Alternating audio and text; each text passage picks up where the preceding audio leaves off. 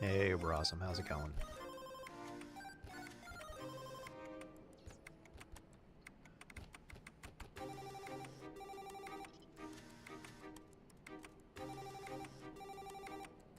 Doing pretty good.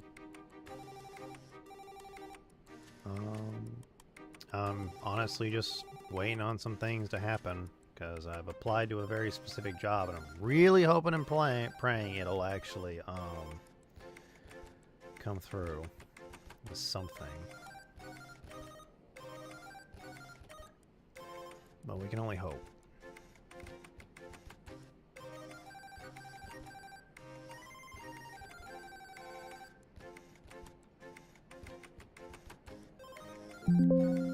There is a very small chance that it will actually happen, but I do not know. What just happened? Something popped up. What popped up? Hello? Something crash? My game crash? Oh, my game crashed. Great. And I can't click on it because it's freaking great. My game just crashed. Shit. And I can't click on it because it doesn't want to go to the front of the screen. Shit. Sometimes that happens is the game just crashes randomly. And I've never figured out why. Okay, well, let me go ahead and get back to this, and then we'll at least get started. Hopefully everybody's had a good day today. I know some people are at work and some people aren't. Make sure you get all your stuff done. But yeah, I have actually kind of applied. Have I done Little Ladies? I have, I believe. I believe I've done Little Ladies Day already. That's gonna break real quick.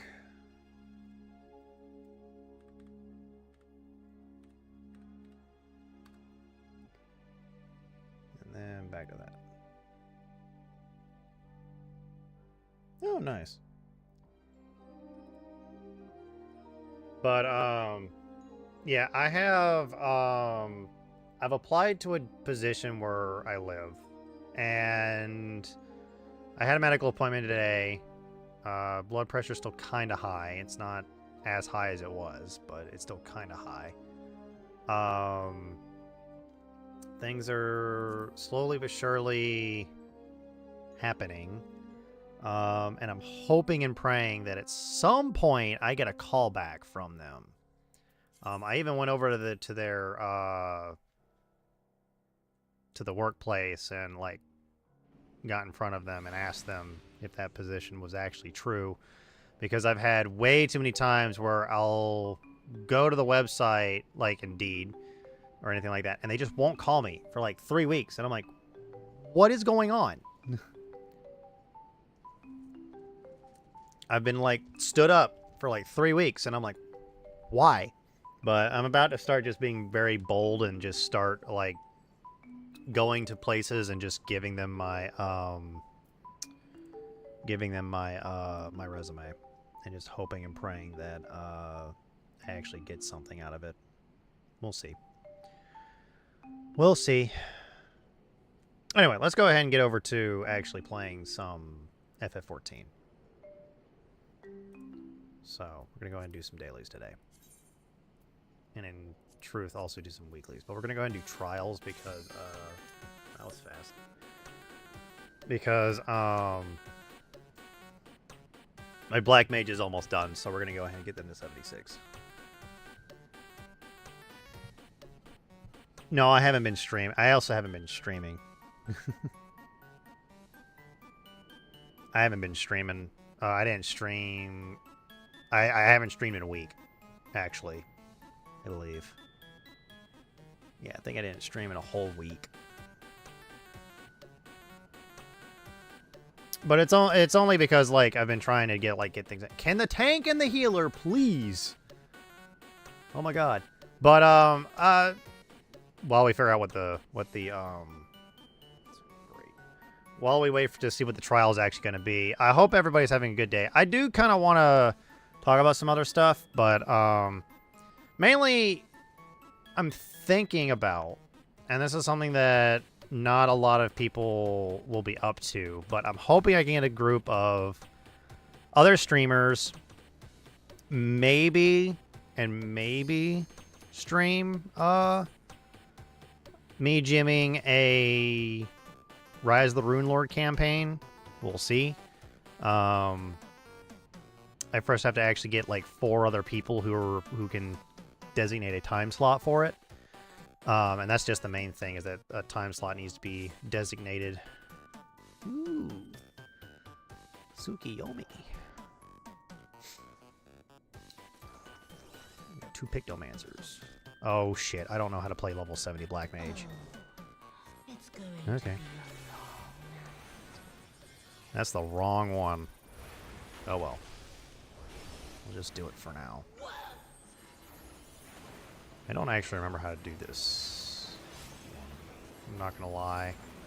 I do not remember how to play Black Mage. I should have done a few things to play Black Mage first. Like, why? Why did... That was weird.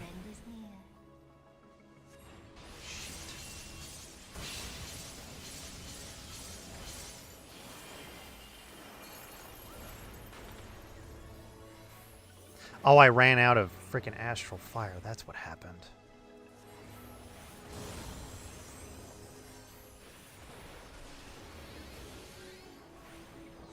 Wrong blizzard.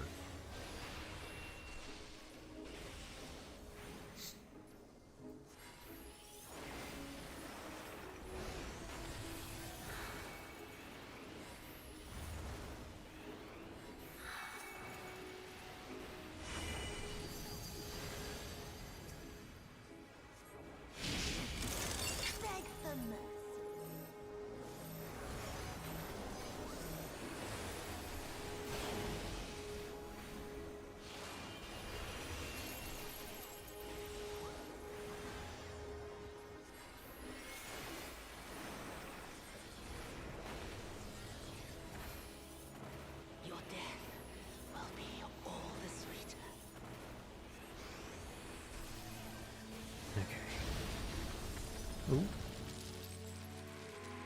We're down. But yeah, I've been trying to get some things done, some other things done.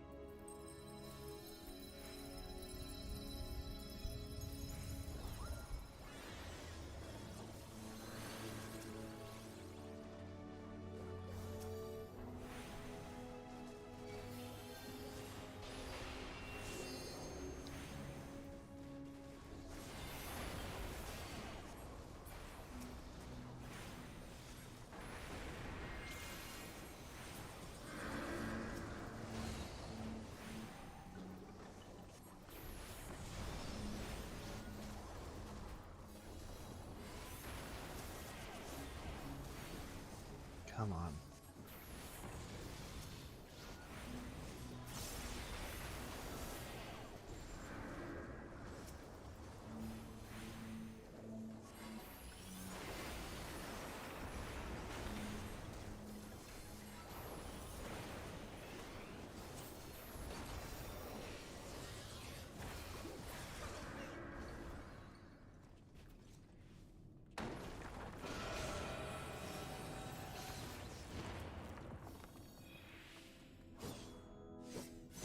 Hmm.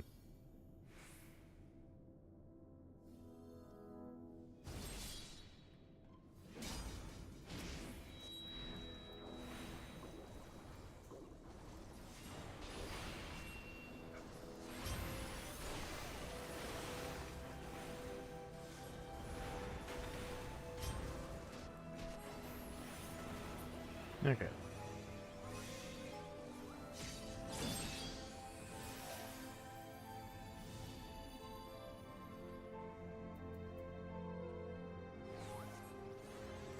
Oh, I never remembering that I need to start using that again.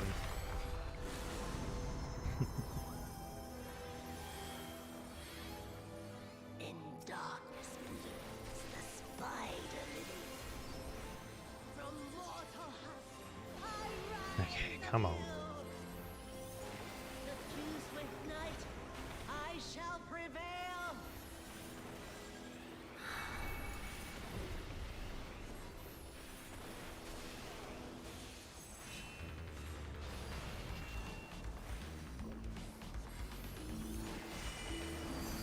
I actually remember what I'm supposed to do here.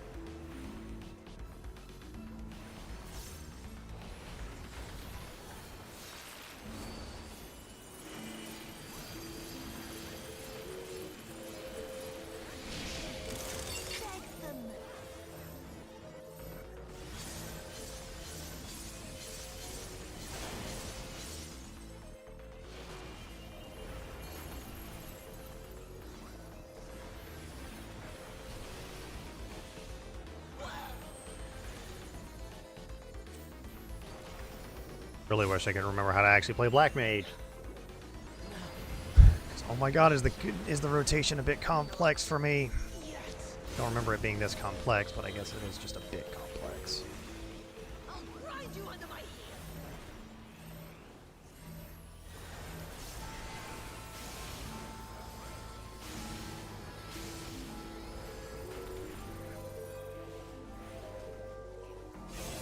Nope. Oh no, I actually was correct. I actually did not get hit by that. Thank God.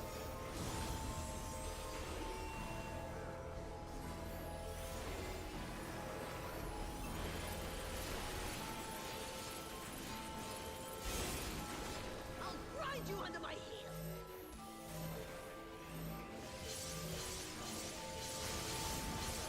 Oh, damn it. Ah, fuck. Saw that coming. Oh,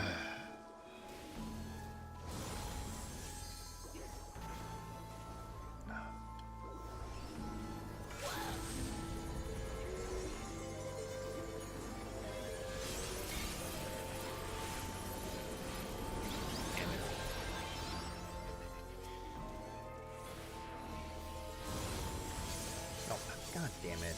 I was not paying attention again. Just don't forgot it. Okay. Do that.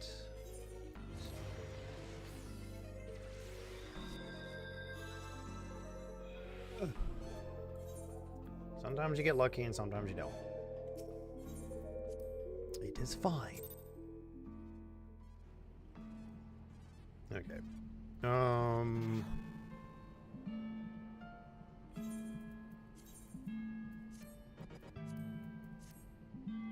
Okay, so I've done that. We got my armory chest. Let me go ahead and get rid of this.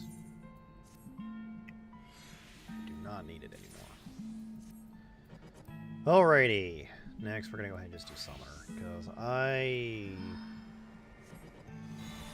and the reason why I did trials is because I was so close to leveling on that one. But yeah, I'm kind of hoping that later down the line I can get a group of like-minded streamers, and maybe I'll stream Rise of the Rune Lords with them. It is Pathfinder First Edition. It is only for Pathfinder First Edition, and I don't know the conversion rate between Pathfinder First Edition and Pathfinder Second Edition. So I don't feel comfortable trying to convert something when I haven't played the game, when I haven't played Pathfinder Second Edition, nor have I GM'd Pathfinder Second Edition, and I just realized that I'm like really big on here. Not good. Can you please just stop? There we go. God damn. That being a rightful pain in the ass, as usual. But yeah. Hopefully I can actually do that. It would be great if I could. I'd have to get a completely new overlay in order to do it, though. And I don't think it would be that hard. Once we get these dailies done, normally I would do all the weekly stuff first and do all that stuff as well. But we're gonna get these dailies done, and then I'm gonna discuss with you guys the absurdity of Dawn of the Scarlet Sun when it comes to trying to run that as a one-shot. Mainly just due to like a few things. That one was a bit hard for me to kind of run as a one-shot because trying to run that with anybody who's never played the game kind of can get you a bit overwhelmed on what you can and can't do. There are some mechanics in Pathfinder First Edition that are also like very complex and very convoluted. Let's see here. But it's kind of like, okay, I'll be right back.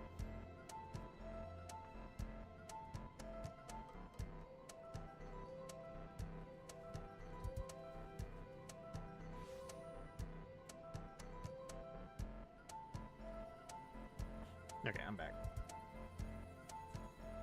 But so the only reason why I say that Pathfinder Second Edition is, or not Second Edition, Pathfinder First Edition is very complex because, I can show you like just how absurd, the system can get. Like there are, let's see here. Let me try to remember. Okay, so in order to like do something in Pathfinder First Edition, you have to kind of specialize towards it. There's no, like, your character can just do everything. It's like saying that a dex character should already be good at archery because they're using dex. That's not the case. Just because you're a dex character does not mean that you're good at archery.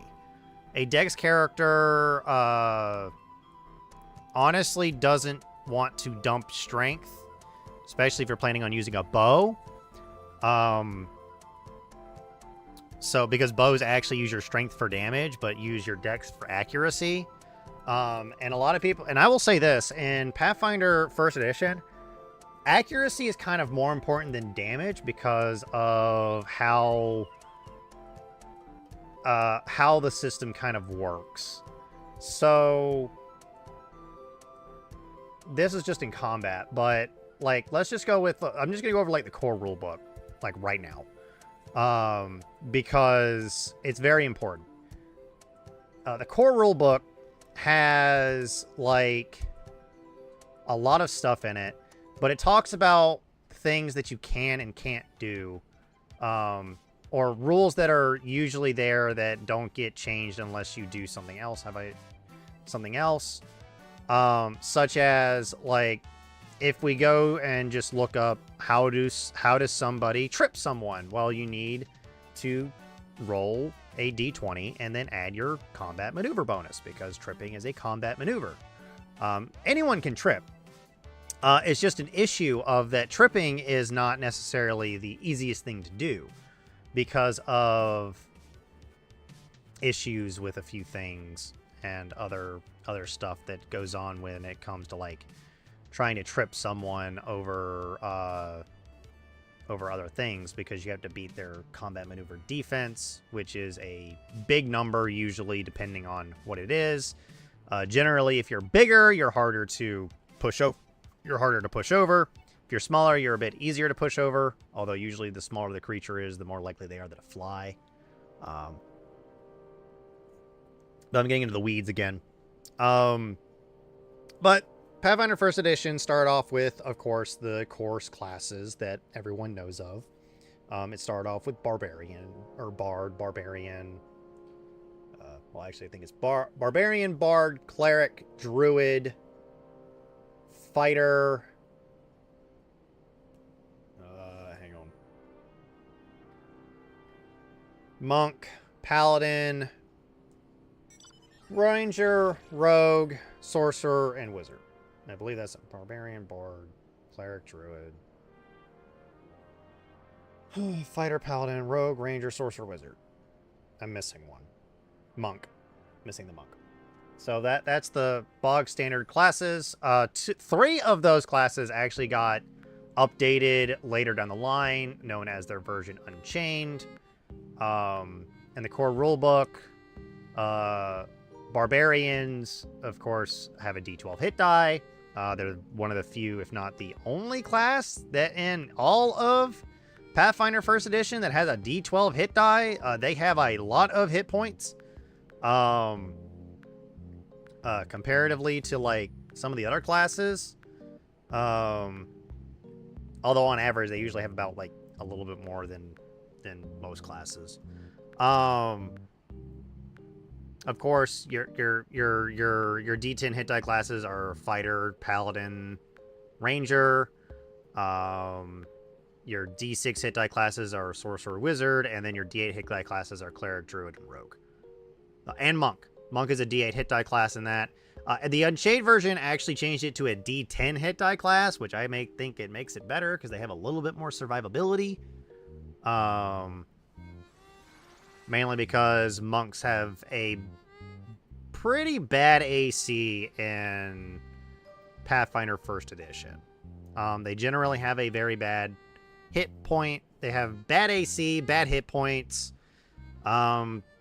They're one of 3 classes in the core rulebook that can't wear any armor.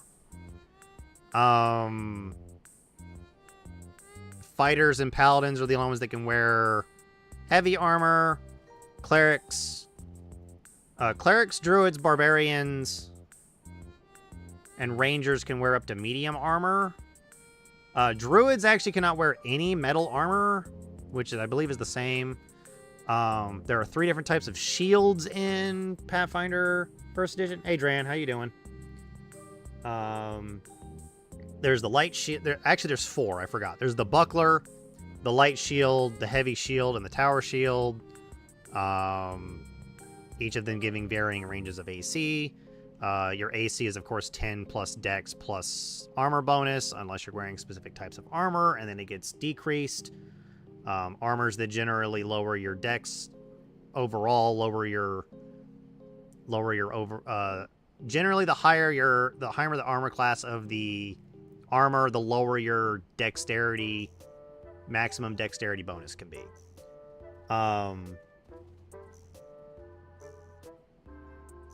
So there's that.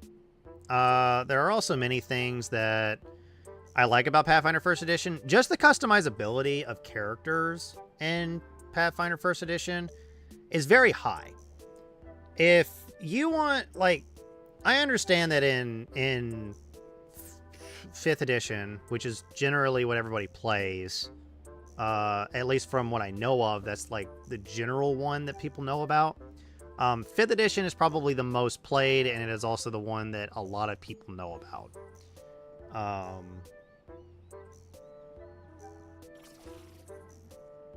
I'm trying to remember some things.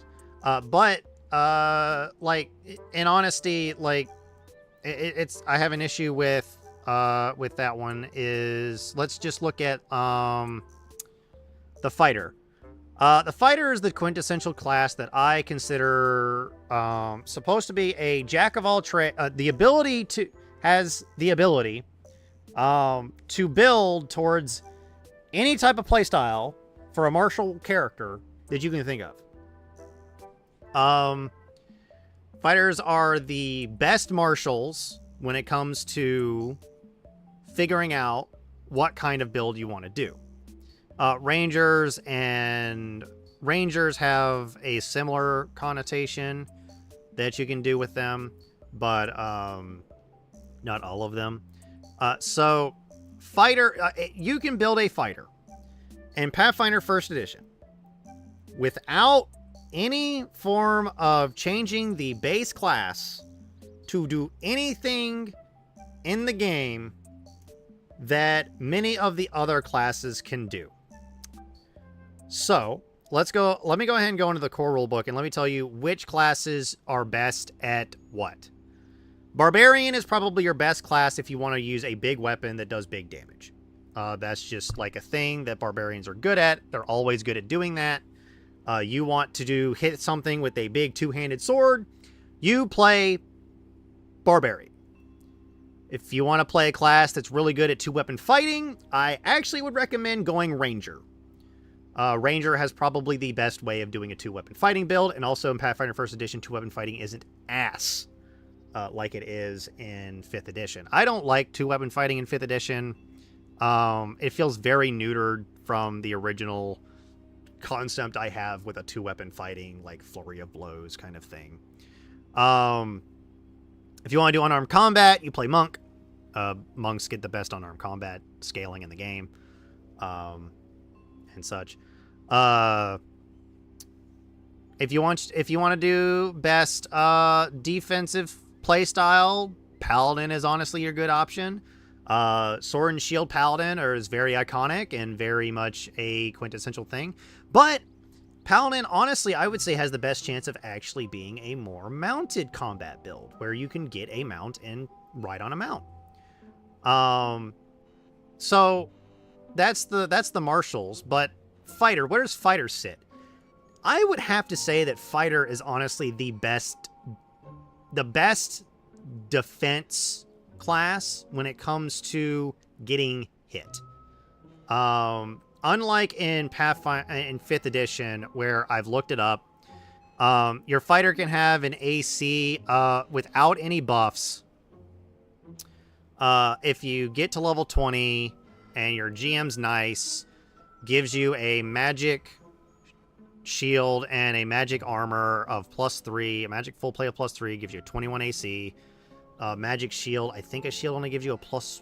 Does it give you a +1 or +2 to AC?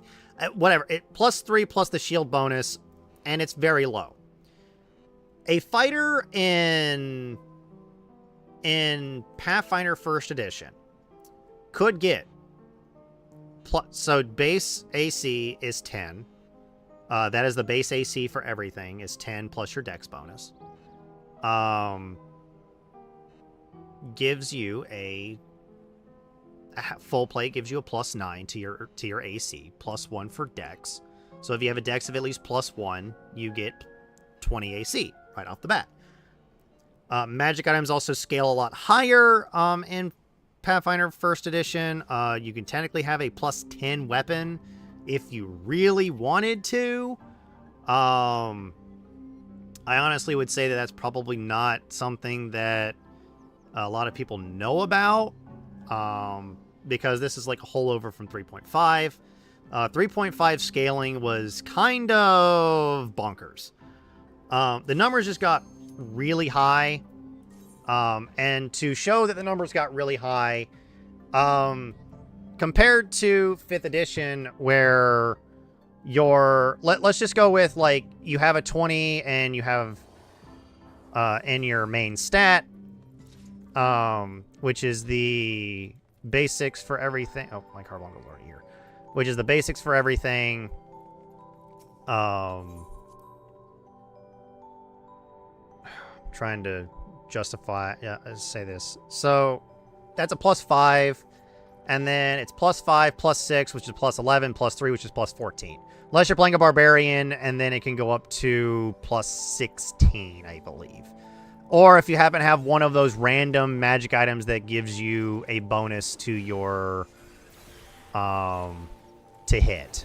I don't know what it's called. I really don't. I wish I did, but I just don't know it off the top of my head. So you'll have to excuse me, since I don't know everything for 5th Edition. But I know everything. I know just about everything for Pathfinder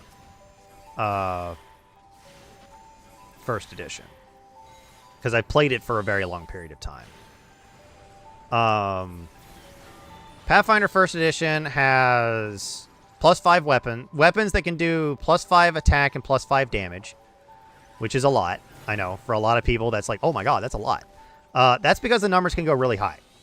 A class that is meant to be a marshal, which is usually your D10 or D12 hit die classes. And in sense, some of your D8 hit die classes can also function as marshals. So don't think that that your D8 hit die classes aren't considered marshals. Have what's called a base attack. All classes in Dungeons and Dragons, or not in Dungeons and Dragons, and Dungeons and Dragons 3.5 and to an extent Pathfinder First Edition have what's called a base attack bonus. It depends on what your hit die is. So usually you would have a D. If you have a D10 or higher hit die, you get a +1 to your basic attack bonus equal to your level. Short, simple, to the point. They are meant to be martials. They are meant to attack your enemies without issue, with ease, those kinds of things. Your not martials, your D8 hit die classes can be martials, but they have a much lower to hit. About a 3/4 BAB increase every level. So they get roughly about a +15 at level 20. Now, your wizards and sorcerers, who are a D6 hit die class, also get a BAB. Their BAB is equivalent to half their level. So they only get up to a max of +10. So they are not really meant to be martials. You can technically build them to be martials, but that's hyper specializing, and usually you are considered a Gish class when you do that. Do note that it is not uncommon for people to play wizards or sorcerers that can actually hit something really hard. I'm actually doing it in my Wrath of the Righteous game that I am the Wrath of the Righteous CRPG, which in my is probably not the best way to be playing a sorcerer, but hey, I'm doing it. I actually need to get back into playing that again because I really want to actually continue that. I almost forgot to do that. I need that at least now before we get XP. There we go. Got XP. That's all that matters. Gonna agree on that because we agreed on everything. That +3 increase to XP is always nice. So, yes. Usually if you're... And there are other things that are different. Because the bonuses to hit are so high, ACs also get really high. ACs can go up to like 40 or 50. I think they can even get up to the 60s if you're not careful. Which is high. It's really high for classes to have that high of AC. But monsters tend to have a much higher AC and have a much higher to hit and have a much higher damage. Well, not really damage output. Some monsters are incredibly deadly even at low levels, depending on how your party is made up. Fighters, rogues, barbarians. Yeah, fighters, rogues, barbarians, and monks generally don't get access to spells, although technically nowadays barbarian or monks are kind of considered pseudo spellcasters for all intents and purposes. There are also a few other things that I consider. But yeah, that is just the main thing that I have effectively noticed is that Pathfinder First Edition I kind of just enjoy because there's a lot of stuff and the game is very, very complex. And it might be a fault of just like the system itself. The system's very complex. Sometimes the system fails in places. Sometimes I have to go look up on forums to see what people's rulings are because some things are very much not stated in the rules of what's going on and how things are actually done. So I have to go look some stuff up. There are many different things that you have to look up just because of, well, not every rule is in the game, and some rules you have to figure out how they correspond with specific abilities that your character can do. So yeah. It's not necessarily that I don't know what I'm doing. It's just called that sometimes it's very difficult to, like, figure out how to actually play the game because there's just a lot you can do. And I can easily go over it, like the grappling rules over in 5th edition are very simple. At least in 2024, it was you rolled an athletics check versus an opponent's acrobatics or athletics check, and done. You have done the thing. You are now playing the class correctly. You are grappling correctly. In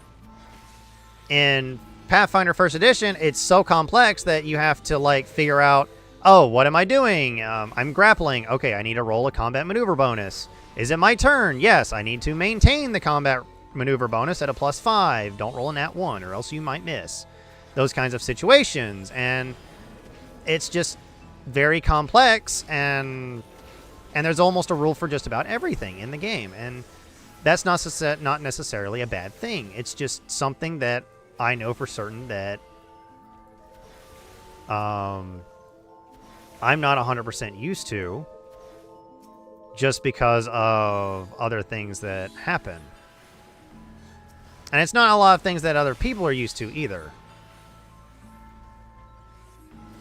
So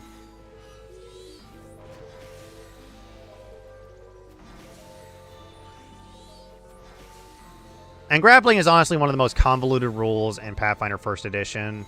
I have never actually built a character revolved around grappling opponents, just because it never crossed my mind that that might be a good way to deal with opponents.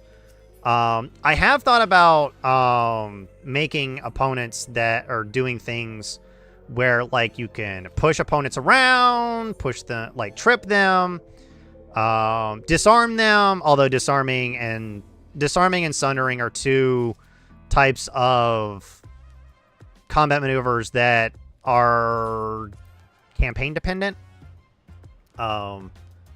Sundering, you can break weapons, break armor, break magic items, those kinds of things.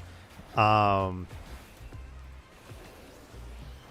it's not necessarily a good thing to do, because then you can't sell gear.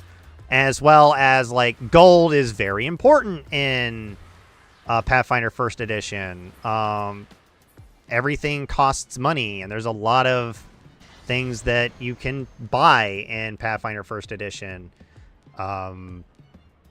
Things like perception checks. There's a ton of skills in Pathfinder First Edition compared to Pathfinder or Dungeons and Dragons. Dungeons and Dragons. Oh my god, my brain is 5th edition. There's like a good, like, not double, like almost triple the amount of skills. There's knowledges for figuring out there are skills to figure out what monsters can do. There's skills to figure out what,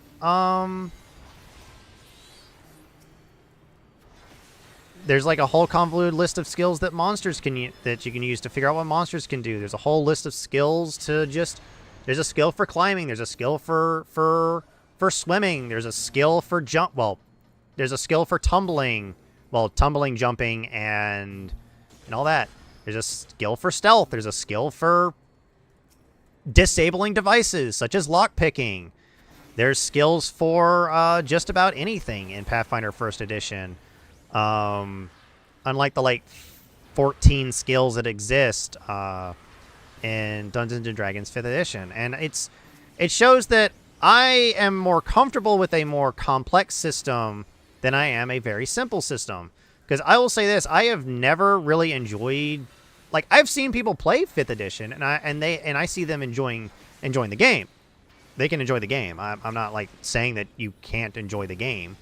I just don't enjoy 5th edition. Maybe because I haven't had a DM that can actually help me figure out what it is I'm doing wrong in 5th edition as well. So that could be the issue too, is that I don't know what's going on, and I don't know why I can't figure out why I don't like 5th edition. And it could be a combination of things, like me not being able to figure out why it is I don't like 5th edition, or things like I can't figure out why it is that I feel this way, that I can't figure out 5th edition. Maybe it's just because I'm so used to playing games where if you don't min-max your character, you tend to just die right off the bat. maybe. I mean, that could be an issue as well. I'm not saying that that is the wrong way to play. It's how I usually play, but I want to play or DM a game where people don't have to be hyper min-maxed in order to actually do anything. And I can see that it weighs thin on some of the people that that play the game too, that GM for me and others. That first edition is not necessarily the best game if you don't want to do a very trying to make sure I do this right. A very grindy game. It's very grindy. Gaining experience is very much a not easy thing to do. I am on my low rotation, which is not good.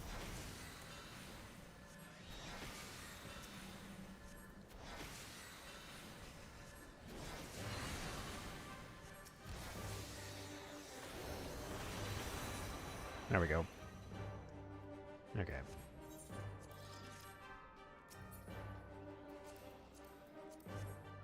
And it's just more things that I've noticed about, like, there are probably some things in Pathfinder First Edition that if I could fix, I probably would, but then it probably wouldn't feel like Pathfinder First Edition again. And that's just something else that you've got to kind of realize, is that sometimes you might need to just play a different game. And that might be what I need to do, is that I need to play different games and all that other stuff, because I'm effectively burnt out of Pathfinder First Edition. And it's because I've just probably played a lot of it. And playing a lot of the same game can sometimes just lead you to burnout. It's why I put down Final Fantasy XIV for a while. I played it for every single day for a long period of time, and then I had to put it down. It took me I put it down for like a good 8 months. Like, I had to go away from it because I just couldn't keep playing it. I was very burnt out of it. I still haven't done the story in a while because I'm waiting a little bit longer. Damn it. So yeah. Now, I will say this. I wanted to do this yesterday and I didn't, but I'm going to go ahead and talk about what I GM'd. And also in Pathfinder, you're called a GM, not a game master, not a dungeon master, because dungeon master is copyrighted or trademarked, if you didn't know. But I ran Weeby Goblins, a free module for Pathfinder First Edition where you play as 4 scampy little goblins, trying to go gather fireworks from the old shipwreck. I don't know if the issue is that Weeby Goblins is good to get people into First Edition. The only issue is that the world of Golarian's goblins are very much like not complex creatures or complex monsters or complex PCs. They're very one-dimensional or two-dimensional. Well, one-dimensional. Like, they like a very few amount of things. They're disgusting, crass. They don't really think about things in, like, very wise ways. They tend to be very, very much, like, chaotic in nature. They are, like, the quintessential gremlin of Paizo's world. And there is nothing wrong with them being the quintessential, like, gremlin of Paizo's world. Not saying it's a bad thing. Just saying that it is a thing that you will have noticed. So, and that is fine. It's just that many people don't realize that Pathfinder First Edition, like, Golarian's goblins are very different from Forgotten Realm goblins or Eberron's I don't even know if Eberron has goblins, but Eberron's goblins for even FF14's goblins are very different. But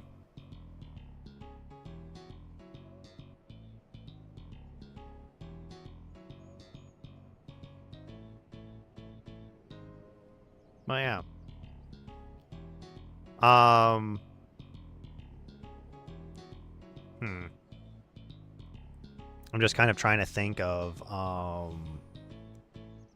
what it is that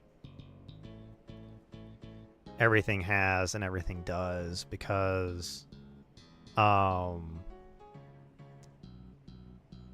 yeah, that's kind of my take on Pathfinder First Edition.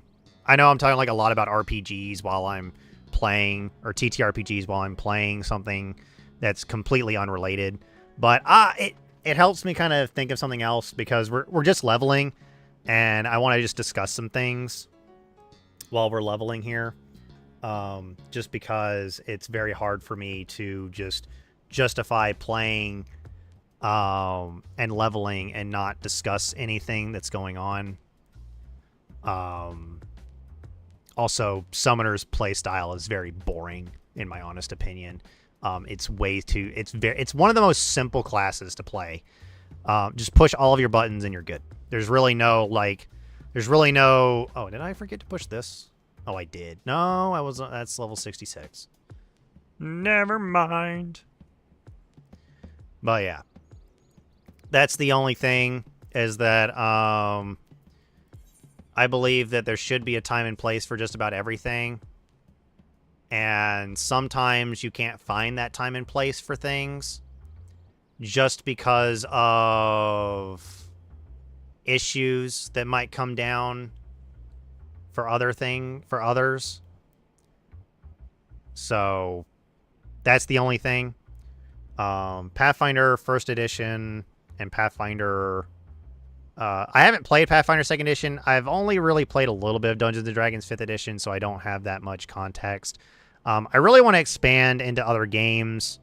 The nice thing is that if you ever want to play Pathfinder First Edition, Pathfinder Second Edition... Oh, take that back. I have played Starfinder. Starfinder is actually really fun. It's more sci-fi. It's science fantasy. Effectively kobolds in space, or goblins in space. Because Paizo loves their goblins, and of course there's space goblins. Why wouldn't there be? And all that. But yeah, I've never really been a big fan of just the amount of ways you can effectively break some systems, and some systems just the systems just don't expect you to break them like you do. I've seen people play characters where they have an absurdly high jump, and like they can actually jump like 20 feet in the air, and that's usually an impossible feat. But there are ways to do it. If you want a character in Pathfinder First Edition, if you want a character that's really good at using one specific weapon, you got it. You want a character that's really good at tripping people, you got it. You want a character that's really good at using any weapon in the game, you got it. You'll be trash at other weapons, but hey, you'll be really good with that one specific weapon. You want to be able to demoralize your enemies in a 30-foot radius, Pathfinder's got you. If you want to be able to actually, like, not feel like you have one... I will say this. Pathfinder First Edition's cantrips suck when it comes to damage. They do pitiful damage. I'm talking about, like, compared to 5th Edition, cantrips do, what, 1d6 to 1d10, depending on the cantrip, or 1d8 to 1d10, depending on the cantrip. Yeah, and Pathfinder First Edition, cantrips do normally a d3, meaning you roll a d6 and you take half. Round it up. So, like, that is the amount of damage that a cantrip does. The exception to that is, like, one very specific cantrip, which is only good against one type of creature, and it does a d6. Can you increase the amount of damage that these cantrips can do? Yes and no. Pathfinder, there are very small amount of items that allow you to increase the damage that you can do with cantrips. Cantrips are kind of meant to be okay at early levels and then really bad later on because enemies just become heavily resistant to your damage type. Enemies can completely nullify damage. Resistance in Pathfinder First Edition doesn't work like D&D 5th Edition. Resistance is... D&D 5th Edition's resistances are very much numbers. So let's go with, like, an enemy that generally has resistance are fiends. In D&D 5th Edition. Fiends are classified as different things in Pathfinder First Edition. You've got demons, daemons, devils, Cleeploths, and all that, which are all considered outsiders, which is different from fiends, but effectively the same. Outsiders are just the different way of they told that they are. They're beings from one of the 9 planes of existence, or one of the 6 elemental planes I think there are now. Pathfinder First Edition expanded how many elemental planes that they had.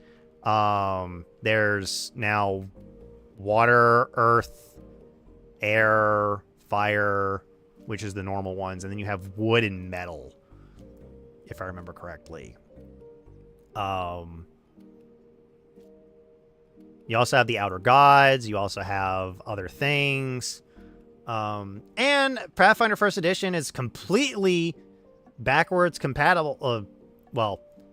Is completely backwards compatible with everything from 3.5. You just have to do some changing around of things and change things from their viewpoint. So that's the only main thing that I would think that you would have to do in order to get that to work. Aha, we're good. Finally got to that, which is good. Which is good. Good.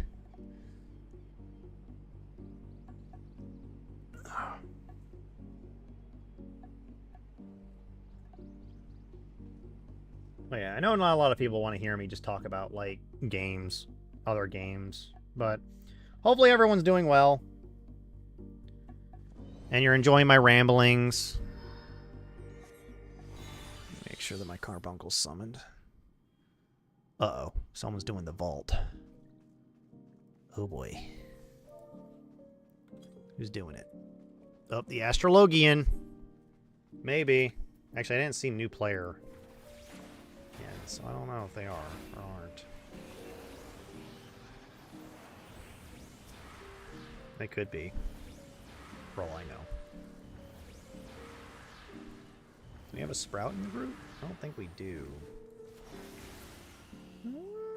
Any Sprouts? No, which means they've probably already gone through this. So, no, someone must be leveling. Okay. I figured it out. Somebody's just leveling.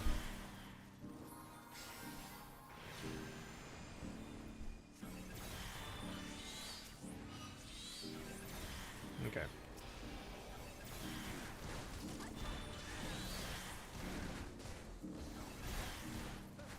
Alrighty.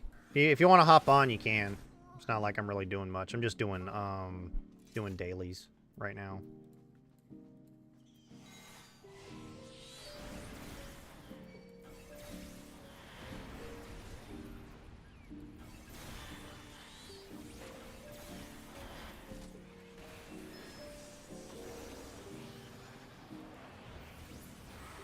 I'm on Marlboro, if you can't remember.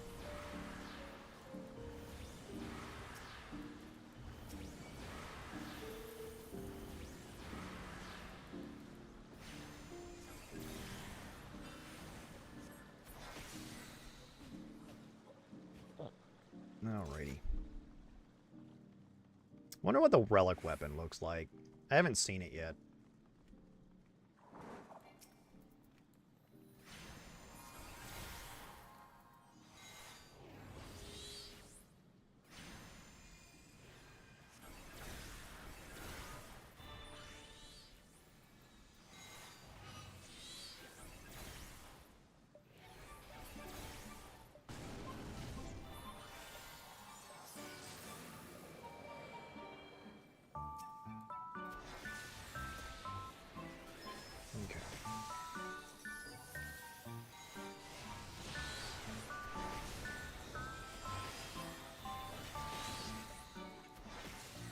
Oh yeah.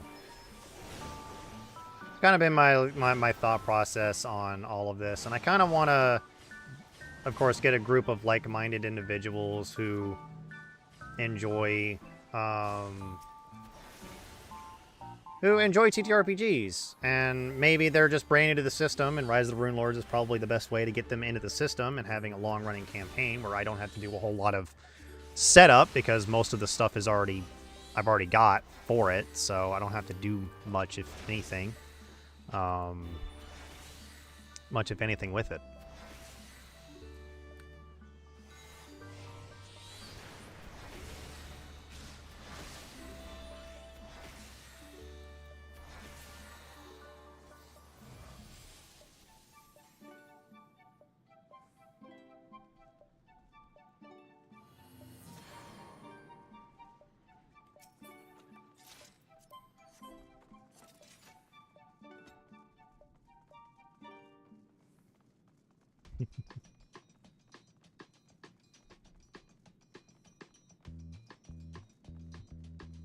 No, we got an ad break coming.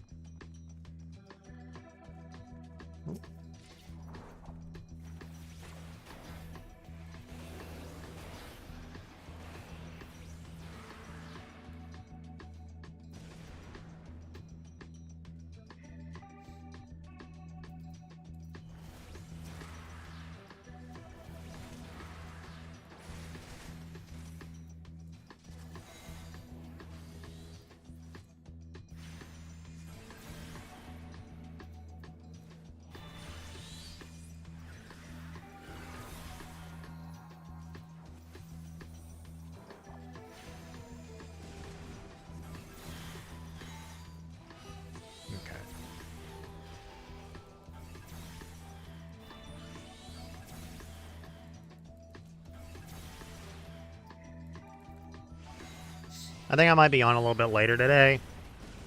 So I'm not going to be doing the story on stream. I don't do the story on stream, and that's just a me thing. Mainly because I believe you guys should see the story for yourselves, not somebody streaming it. Although some people actually want to see the story, and I understand that. But there are many people who have already gone through the story. I'm actually probably going to go through the story again at some point, because I really don't remember a lot of the stuff going on in the game. That's mostly just an issue with the game being out for so long and me not playing it for very long. So I've kind of forgotten a lot of like the semi-basics of the system. Mainly what happened in like ARR and some of those other locations, Heaven's Word and all that other stuff. So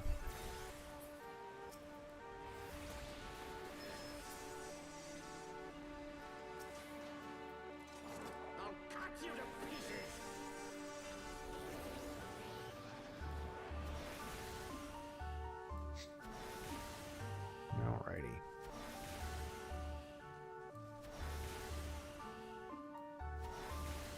I will not yield to you.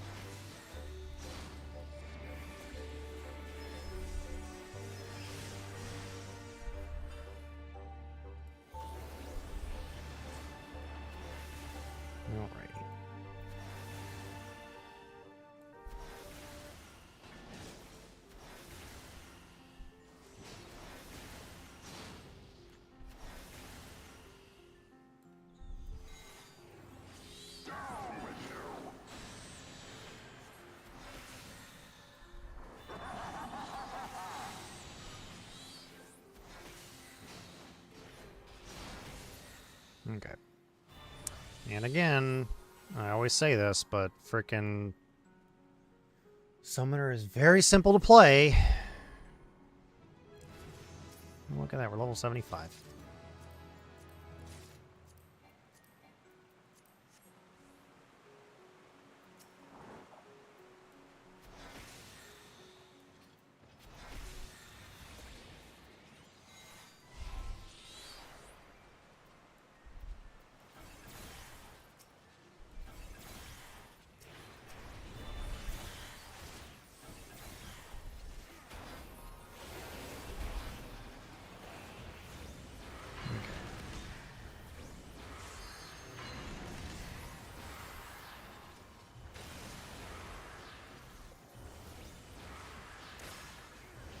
Nope.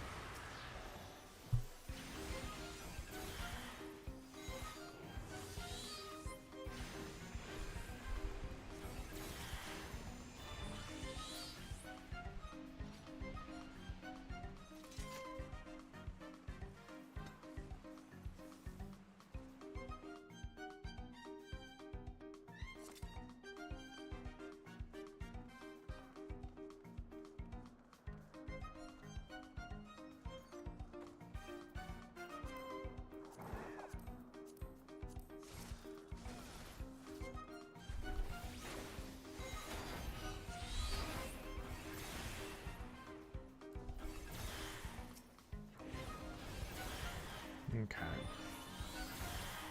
Yeah, it's getting some things done. I also kind of wanted to stream so I could get some more content, or some more shorts content. Because I'm now also posting up on TikTok. So, there's that. But I'm not really probably going to stream to TikTok just because streaming to TikTok has... I don't know if I'm actually ever going to be able to stream to TikTok. So I'm now on TikTok. And now I'm just waiting for like the thousands upon thousands of like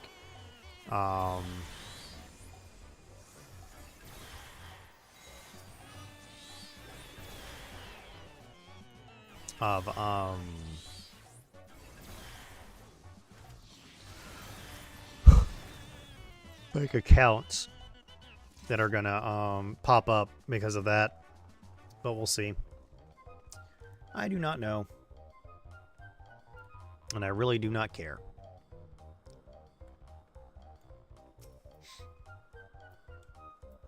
Okay, I'll care a little bit.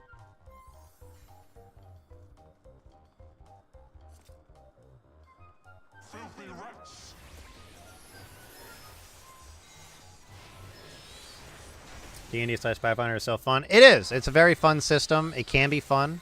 You just need a group of like-minded people who are willing to play with you.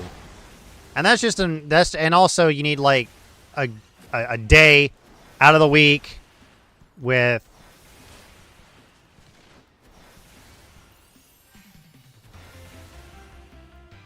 just to play the game, and not everybody has the schedule to really be playing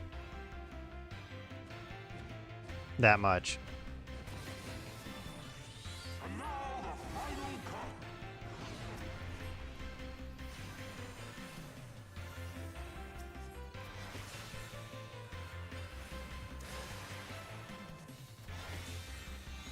There we go.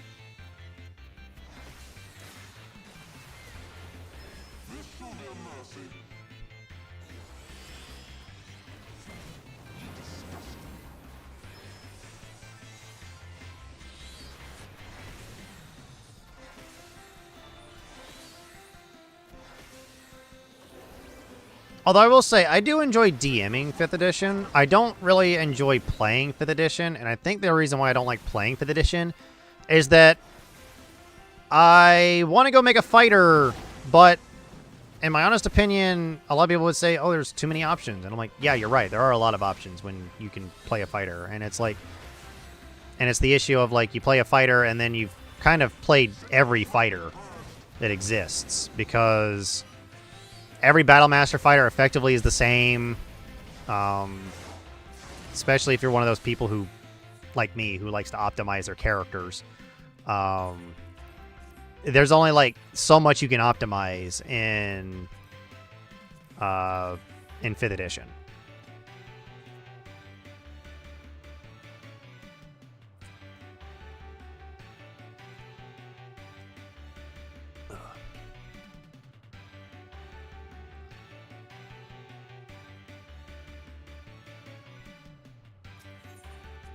And that might just be me. And it might be just something that I've also, like, noticed is that, I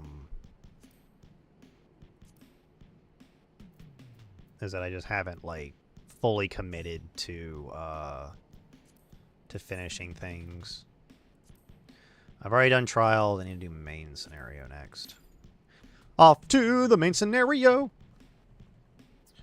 But, yeah.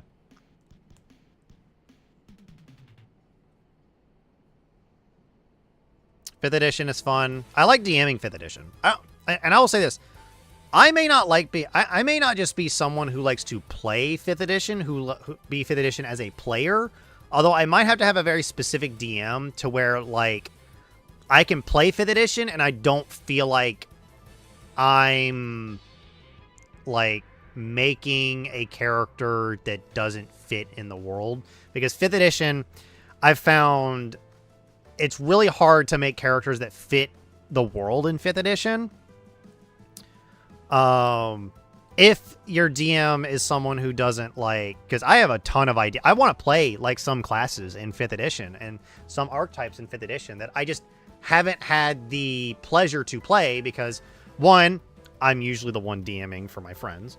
Two, I'm usually the one that's not like actually able to play on specific days because I want to make sure that I have a little bit of time to myself. It's kind of why I really haven't been streaming much recently either. But yeah.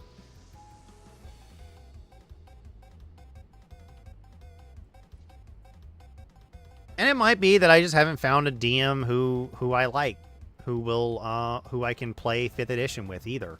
Or just a group of friends that like 5th edition. Because 5th edition, it might be that 5th edition is so rules light that I don't have the context of like, okay, so if I want to trip people, I have to play this specific version of fighter in order to trip people. If I want to push people around, I have to take this specific feat. If I want to grapple somebody, okay, I can just make a character that's good at grappling. In the 2024 rules, I just have to make sure they have a really high strength, which is fine. When I disarm people, I got to play a specific fighter. If I want to, there's no rules for like breaking equipment, which is fine because breaking equipment is not really something that you generally do. I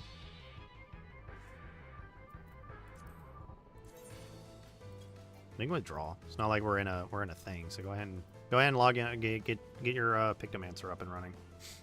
I figured you were already in the class, so that's why. A little ratey.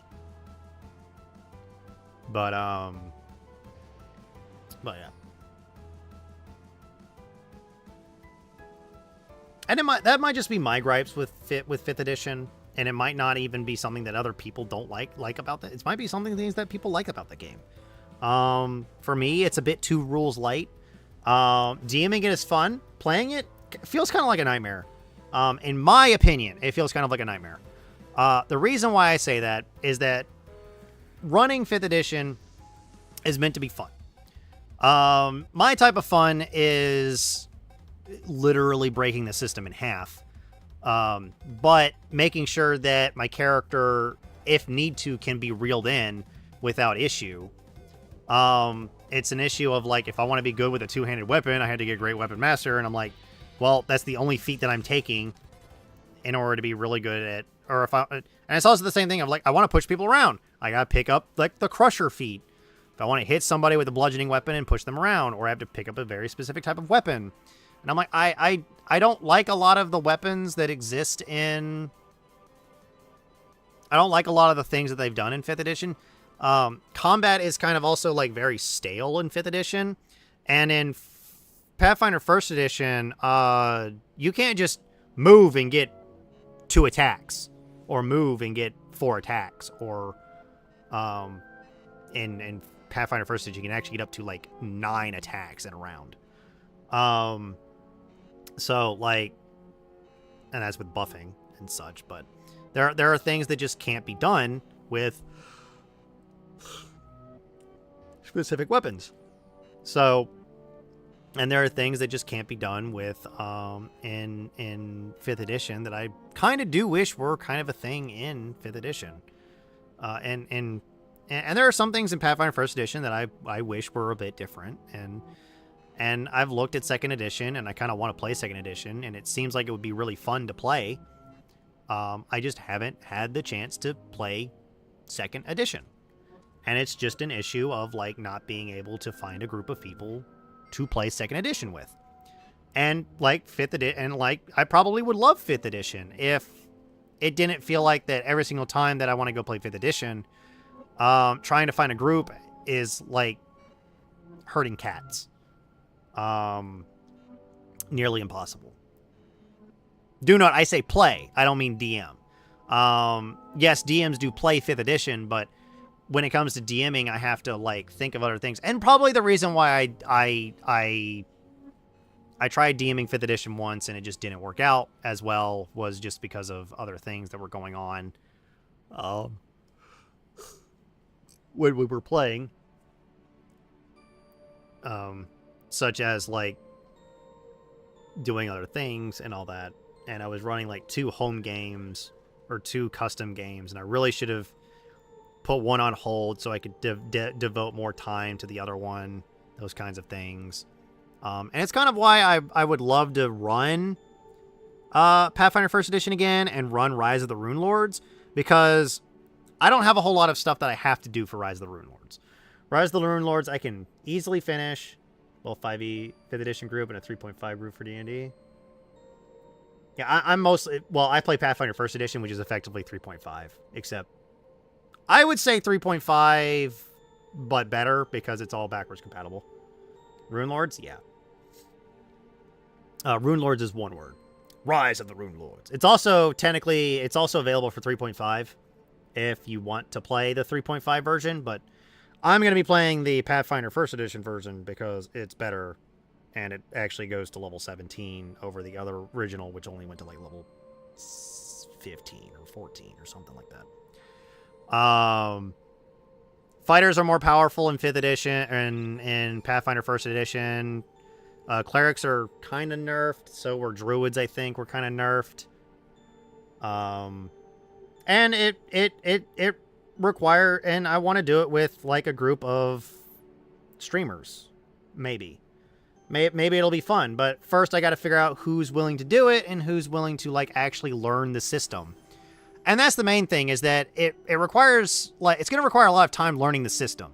And I'm probably going to need to keep running like a few one-shots and like keep finding some one-shot ideas to kind of run them through, just to learn the system and like get comfortable with the system and what they can and can't do in combat or outside of combat and all that other stuff. I kind of wish I had a few books that just had some one-shot ideas in them. And maybe I can find a good book where there's like a, last session we fought a Chrono Trigger boss. I mean, and also here's the thing, is that like, that sounds like a custom campaign, and that's fine. For me, I want to run Rise of the Rune Lords because it's Paizo's first ever adventure path. It's where it all started. It's where Galarian got its name and all that. So that is where, is it custom? What, Rise of the Rune Lords? What do you mean by custom? Oh, it is custom. Never mind. I can't read. Never mind. I can't read. Ignore me. I just can't read. But yeah, trying to get like 4 other like-minded individuals who are willing to play in a Dungeons and Dragons group and can make it roughly every week, is something that is hard. And it's only because it takes a while to get that sort of stuff done to actually have a consistent group is a hard thing to truly understand. Boss was called Son of Sun. I mean, I will say this. Dawn of the Scarlet Sun was a fun adventure to run, but I also could tell that it was not meant for the 6 pre-builts that were in the book. It was honestly meant for like 6 custom PCs that already probably had way more stuff than the people than the 6 adventurers. 4 of them, I believe. Yeah, 4 of them are in or could be in Rise of the Rune Lords. And honestly, and in my honest opinion, if Owlcat ever does another one, I really hope they do Rise of the Rune Lords and we get Valeros for once. We get Valeros as our next iconic. Or if we don't get Valeros, we get one of the other PCs iconics that exist for Pathfinder First Edition. I really would like to see some of the other iconics and Owlcats. If Owlcat ever does another Pathfinder First Edition game. It's down. It almost downed our tankiest character. Tankiest as in like highest AC or tankiest as in highest HP? Or both? Because in my opinion, tankiest means 2 separate things in Pathfinder First Edition. Yes, both? Okay. So just yes. Given that they're what were they? A fighter, barbarian, paladin, weird class that exists in 3.5 that I don't know about because it's weird. Weird ass prestige class that I don't know about. Freelancer, yeah, something I don't know about because I've never played. I've never played a whole lot of 3.5. And the thing is that I can easily make, and I could easily like. While we're waiting on this, I could literally show you characters that I've built in Pathfinder First Edition and characters I want to play in freaking Dungeons and Dragons 5th Edition. Like, one of these days, I want to play a Eldritch Knight. I want to play an Eldritch Knight fighter in 5th Edition. I just do. It's a Final Fantasy class. Freelancer. I honestly don't remember the Freelancer class. I don't even remember which Final Fantasy that class would be from. Is it supposed to be just a Lancer? Or Dragoon? What is a Freelancer? What does a Freelancer do? It's supposed to be like... What is it? What is a Freelancer?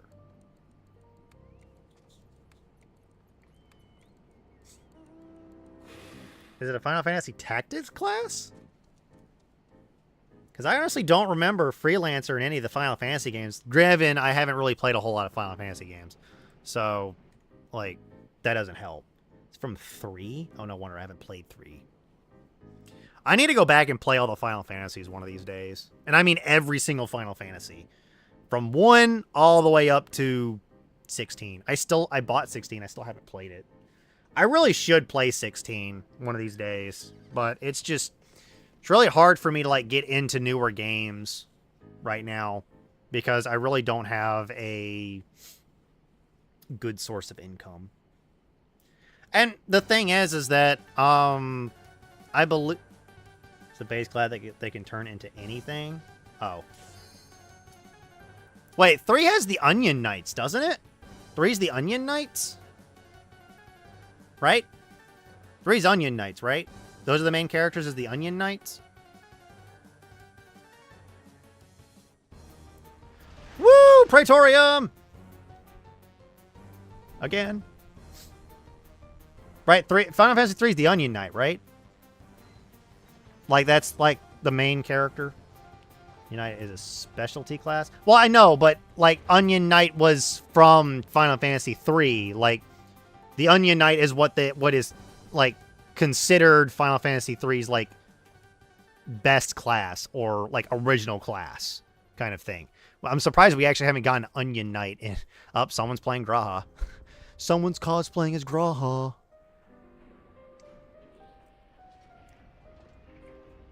Because Graha's equipment must have finally got onto the marketplace. I'm assuming Graha's equipment finally got put on the marketplace, on the Mog Station. That's what I can guess.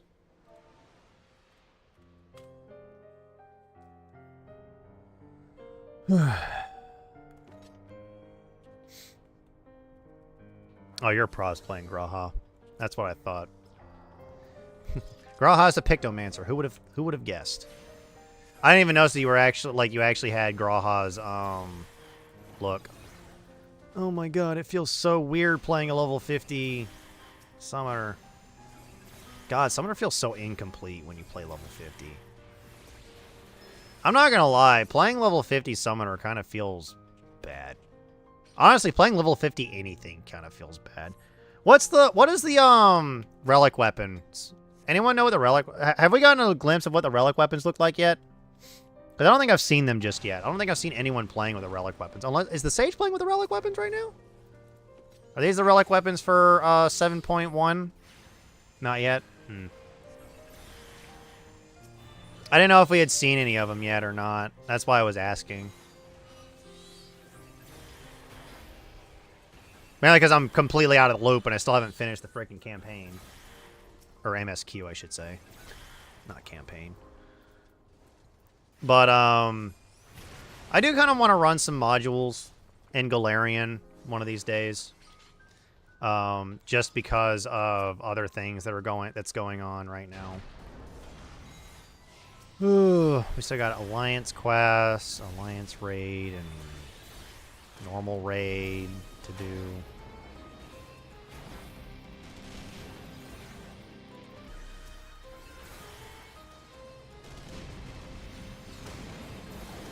Not gonna lie, I can see why a lot of people do not do MSQ as Summoner. Summoner feels kind of bad to play, I'm not gonna lie.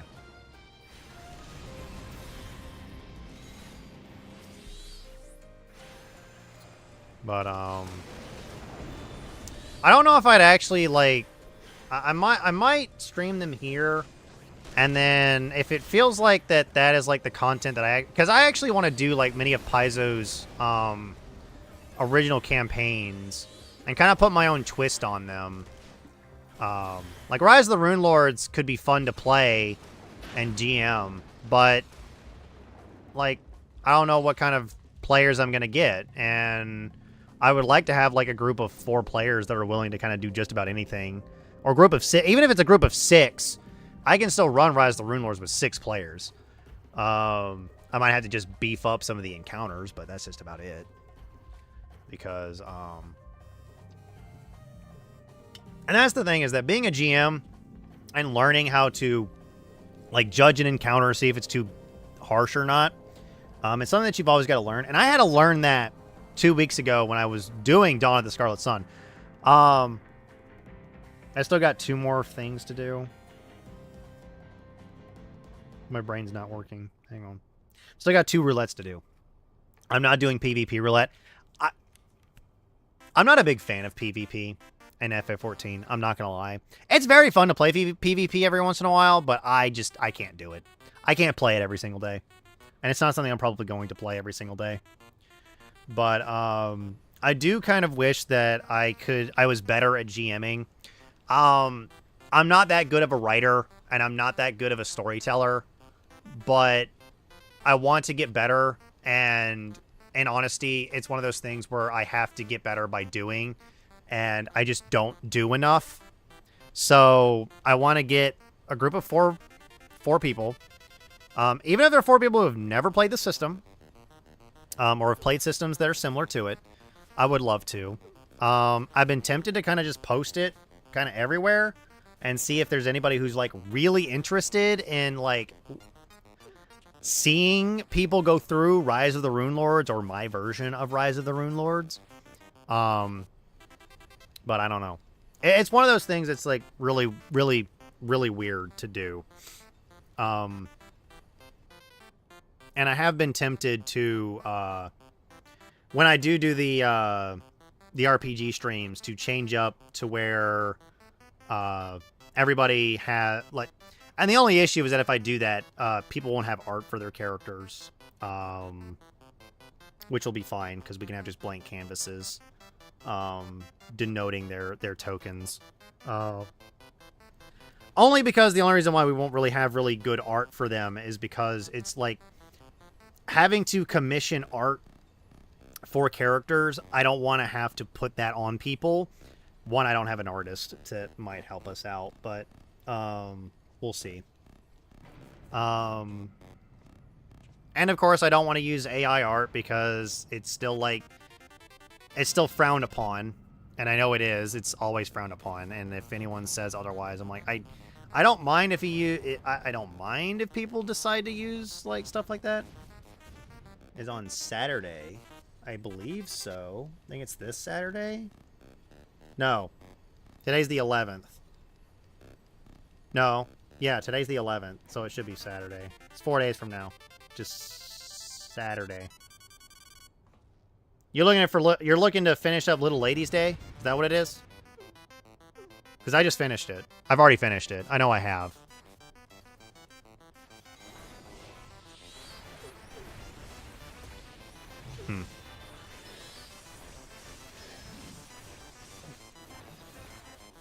What comes out the 15th?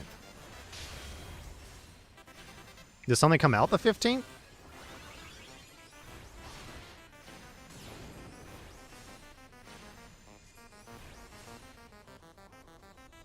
That I don't know about? What comes out the 15th?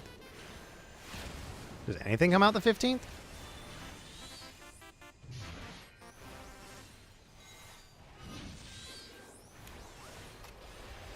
I know we're in the middle of a fight.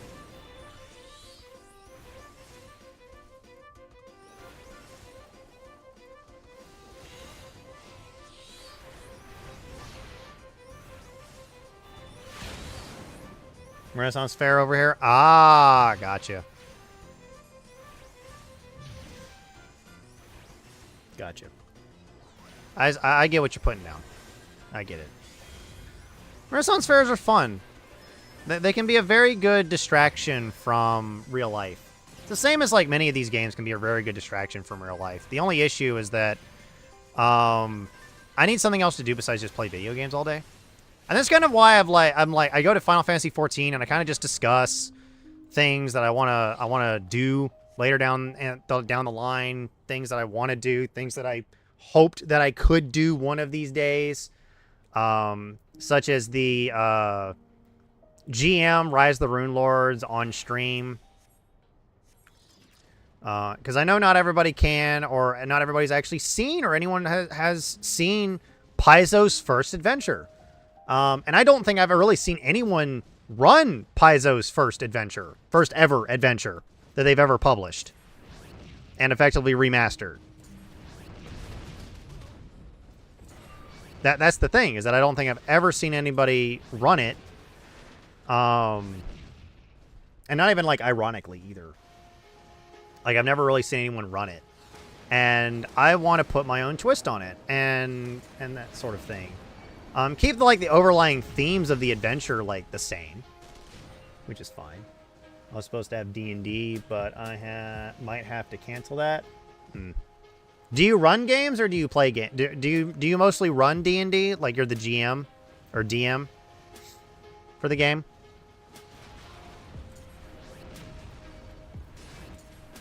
You know what? I probably should have just jumped into chat. Probably would have been a good idea.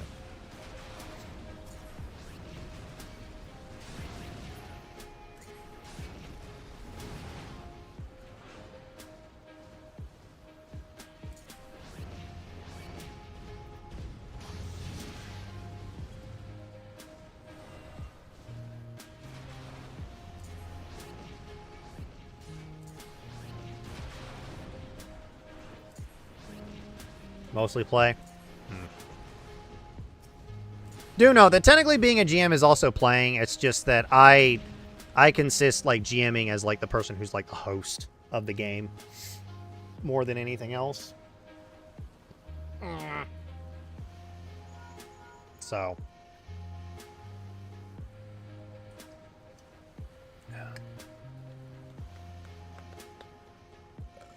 Excuse me. But yeah. But yeah, it's just one thing that I haven't seen. And not... I might be too tired after... Well, yeah, you're going through a Renaissance fair. Like, those things are, like... can easily make you exhausted. Like, I was helping out a buddy last Saturday to move. And, like, I was dead afterwards. I was dead the next day and the day after. That was a pain in the butt. Not gonna lie.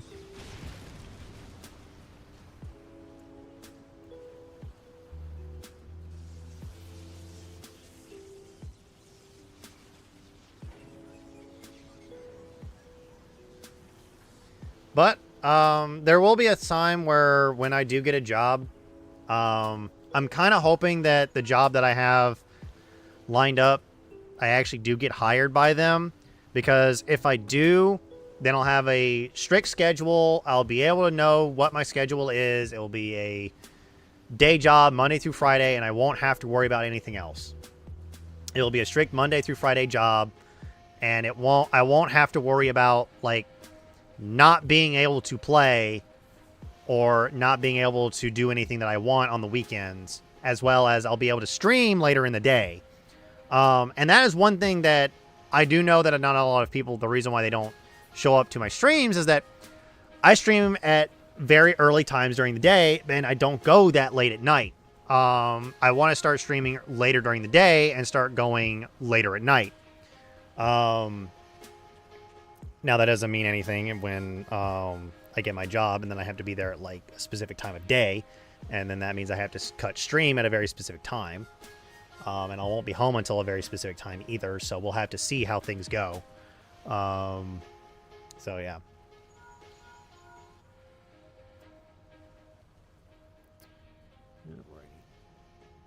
Time to get Sid voice actor whiplash here pretty soon. But yeah. That's just one thing that I've noticed. And a few other things. Oh, I forgot a trash can yesterday. But yeah. Maybe one day. Maybe one day. I'll try to continue streaming when even when that happens.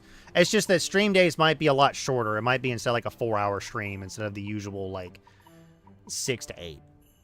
Or it might only be like a 2-hour stream. I might only be able to do 2-hour streams from then on. But we'll see. I'm looking for a stable source of income, and that is my major issue, is that I don't have a stable source of income right now.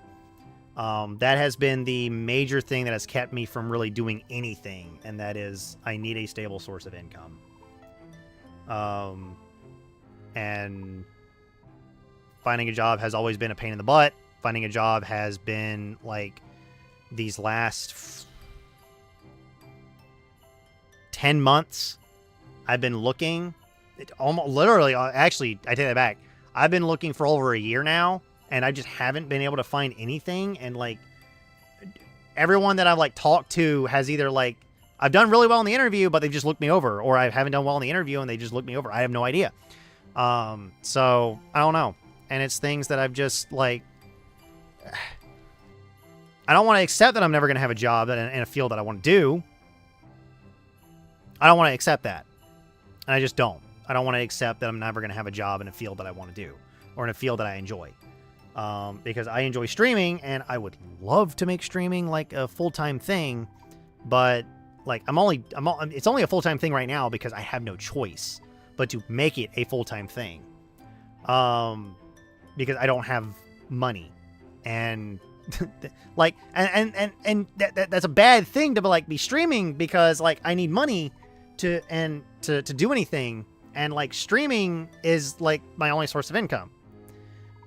And I haven't been streaming in a while, and I'm like, I really need to start streaming like way more often, and that's probably just an issue that I have, is that I probably need to start streaming way more often, start streaming multiple times a day, or start streaming like like what I'll probably end up doing is that I'll probably end up going to work, and then I'll go to bed, and then I'll wake up and just start streaming, and then have to end stream at a very specific time, even if I'm like in the middle of something. I'll have to end stream, or I'll have to start streaming during the weekends and like just do like a big 24-hour stream or something like that, and then hope and pray I can get content for 7 days out for 7 shorts out of it, or 7 shorts / clips / TikToks.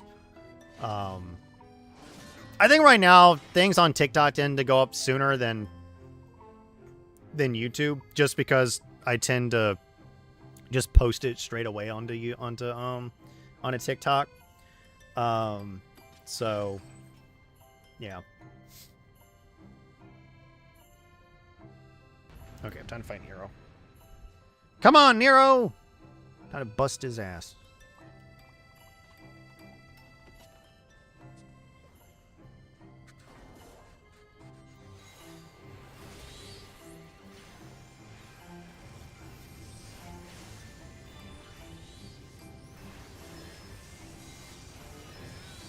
Always be casting.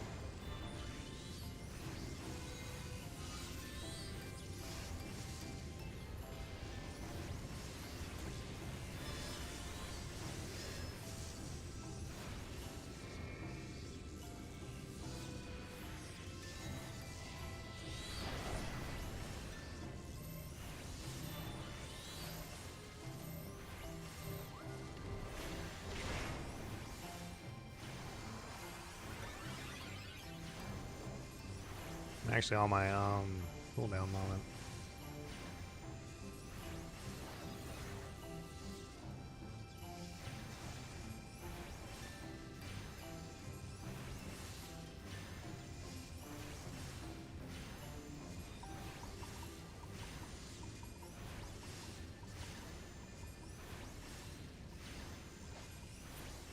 There we go. Nero down.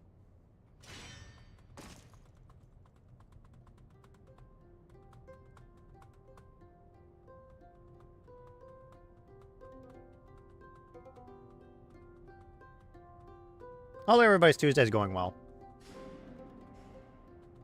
I've been streaming for almost 2 hours? Really? Doesn't feel like it. Still got Alliance raid and normal raid to do.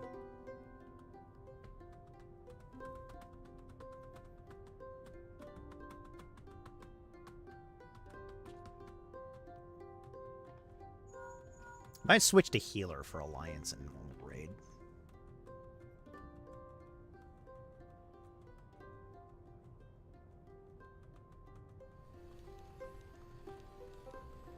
I just don't know which healer to actually play.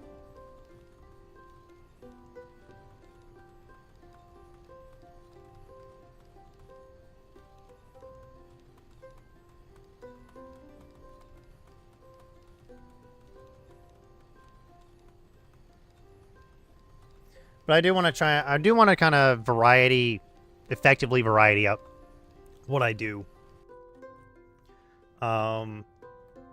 Because in my honest opinion, I would love to like do TTRPGs on stream, but I don't know. TTRPGs on stream might also be like something that's been overly done.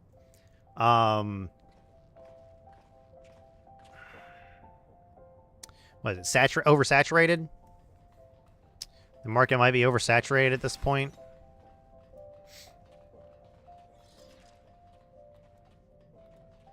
So, might be an issue on that. We'll see.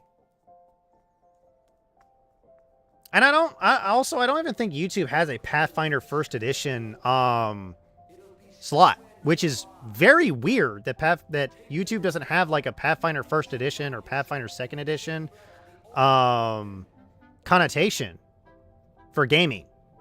And I don't know why. I just don't know why. I really wish you had a generic like tabletop role-playing game one. Or like we actually did have a Pathfinder one. I know Twitch has one, but YouTube doesn't, which is weird. I don't know. And more than likely what'll end up happening is that it will end up probably going on my YouTube channel and all that other stuff, and we'll see what we can do from there.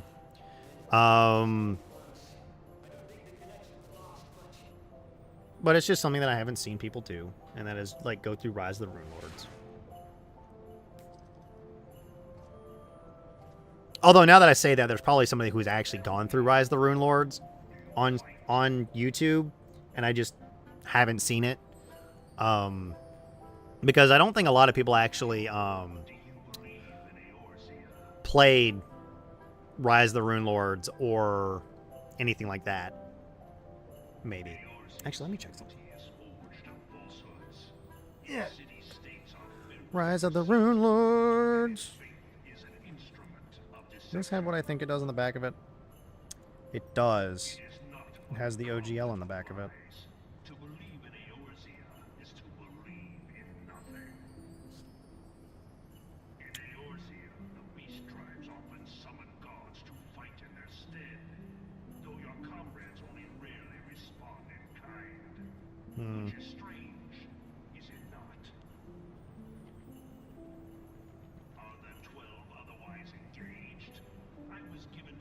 That's good to know.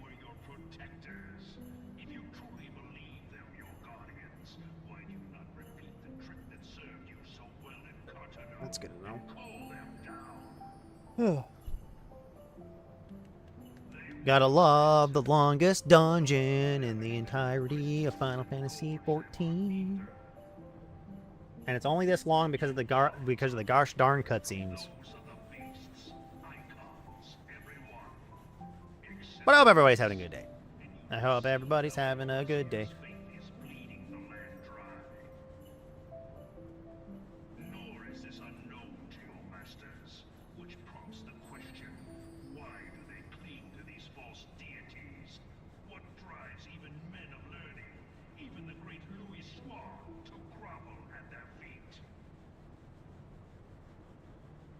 Okay.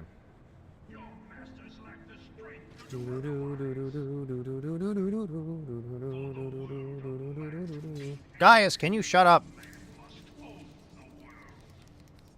Sorry if I'm ruining everybody's experience for ARR, but ARR came out in 2012, not 2012. I don't ever remember. In fact, they removed one of his lines. I hate the fact that they removed the option to pick when he asked, why do you fight? Saying none of it, so hush. So, huh? I've played this dungeon a lot on stream. I've played this dungeon a lot on stream. This dungeon usually ends up getting played a lot on stream anyway, because it's like the one dungeon that everyone's doing right now because of Moogle event that's going on right now, and it's the fastest dungeon to get the stuff.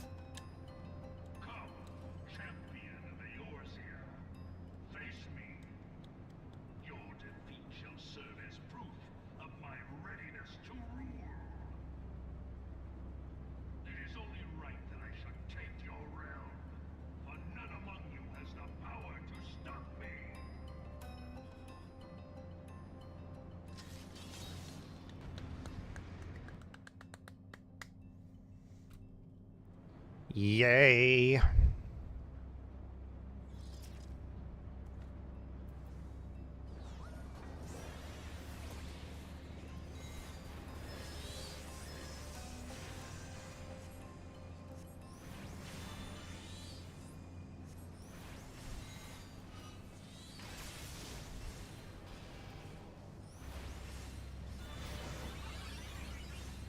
Saw that coming. Out of all the dungeons, I think this is the one dungeon I've done the most. And there's always one dungeon that I hate getting whenever I play healer. And everybody knows exactly which dungeon I'm talking about.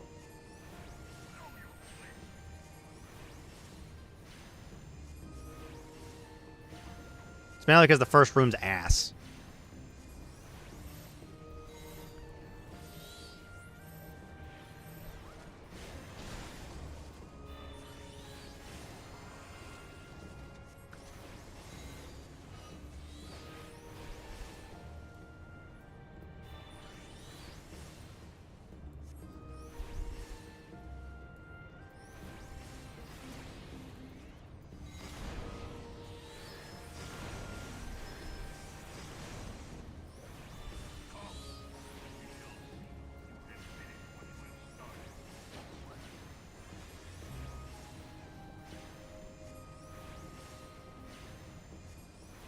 I mean, if you don't know what that dungeon's called, it's called Ormvale. It's a pain in the ass.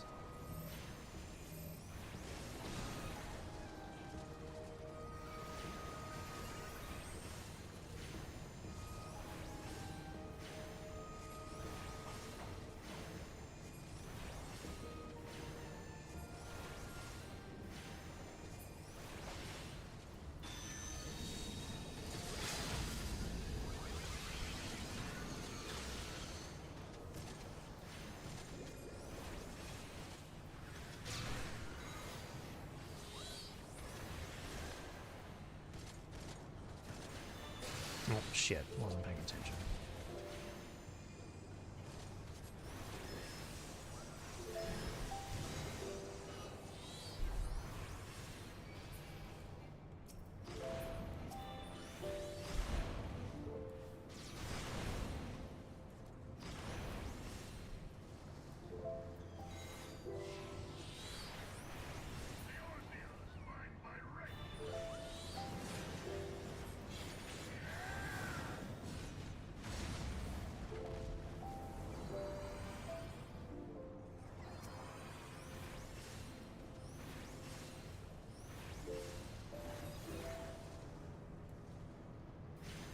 Okay.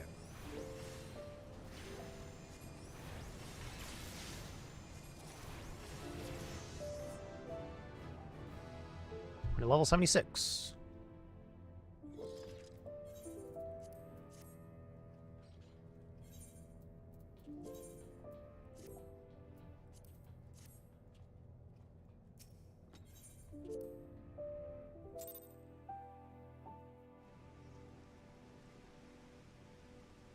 Go ahead and get Scholar done as well, since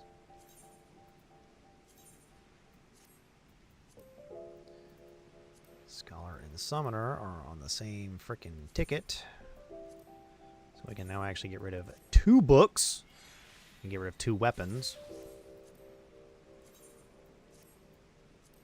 for the price of 1.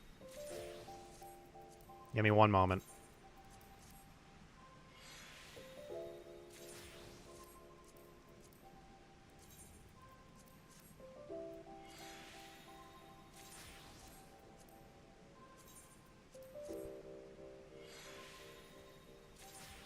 I think that's it.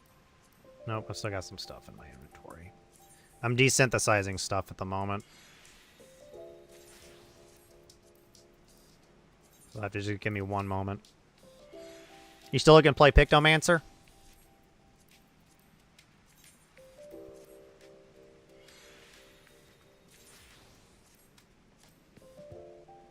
Okay, I've gotten no rings yet. Okay. What should I play next? Red Mage it is. And I can just go ahead and get the DPSs over with.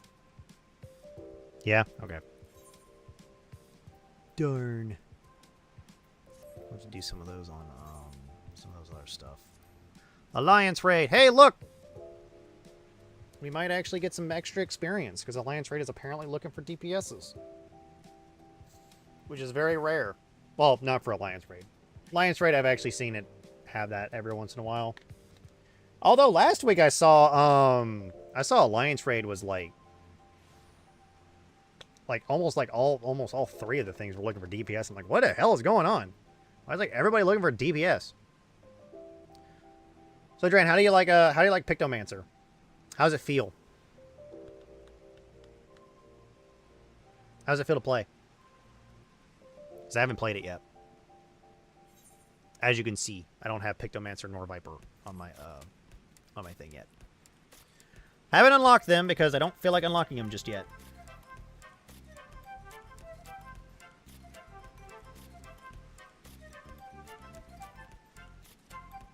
It's fun? That's good. Well, you know what? I know why I can't freaking... Oh, crap. Come on.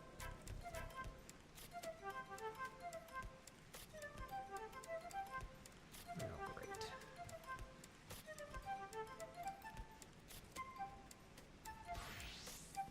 Can you not?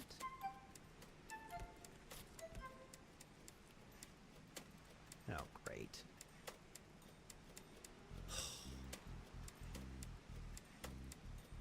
Thank you.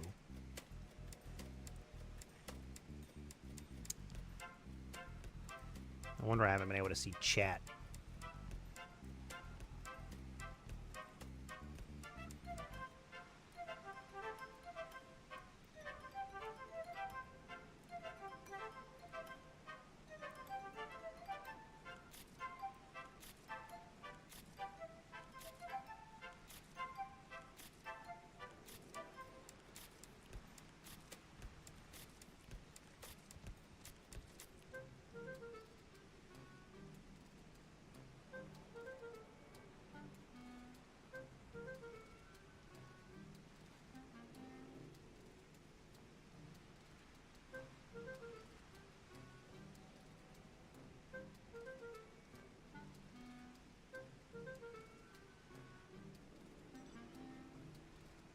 There we go. I was wondering why I had to keep looking over so far, and I'm like, oh, because my freaking chat isn't in the right location.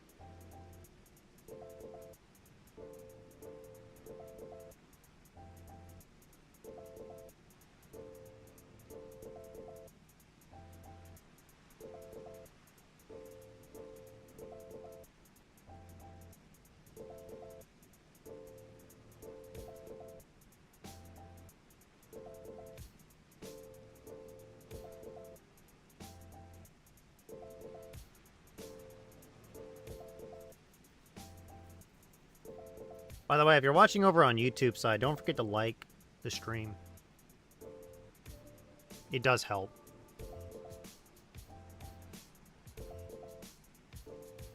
So don't forget to like it.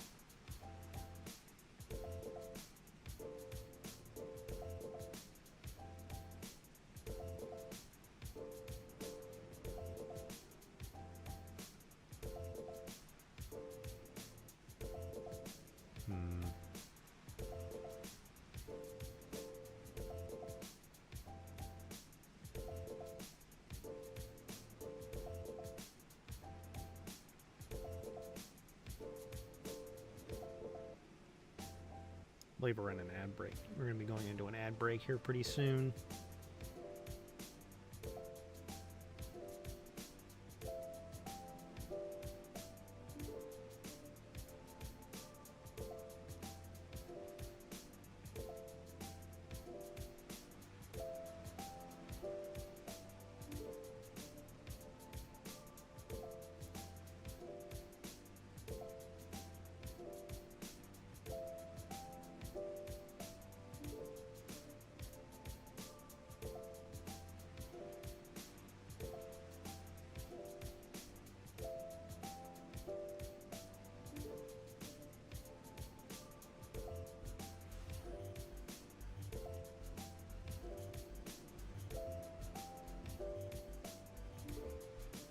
Yep, there's the ad.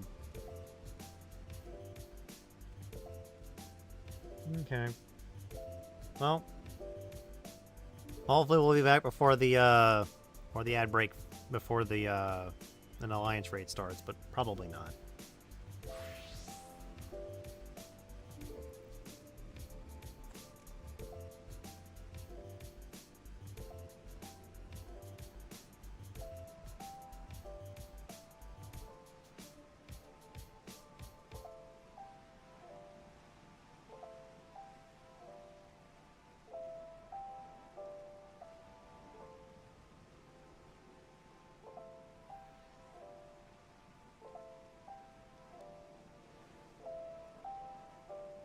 Oh boy.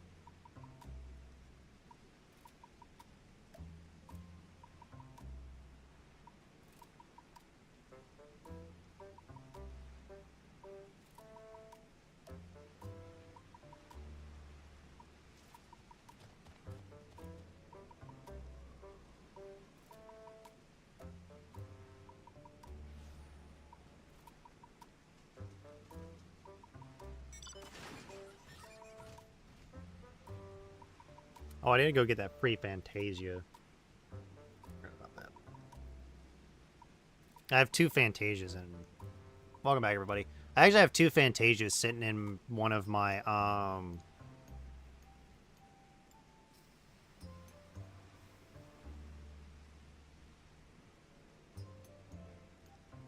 things. I can't think of what the character's name is. My brain's not letting me. sadly.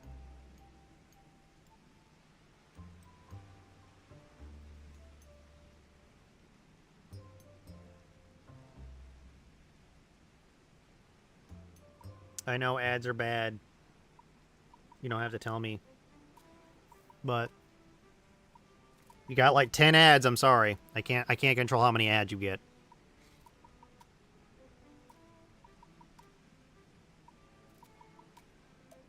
I gotta go through and sell a bunch of stuff again.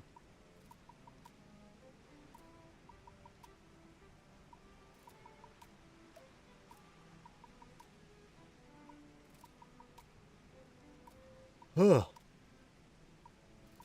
Oh, excuse me. I'm gonna get Garland tools back up again too, and figure out how much I need to do all that. It is taking a bit today. We're number 4 in the list, so honestly, I think we're just missing like shit ton of tanks or DPS now. What are we missing? What are we missing? Healers? Apparently we're missing healers. Ugh. Sure is taking its sweet-ass time, that's for certain.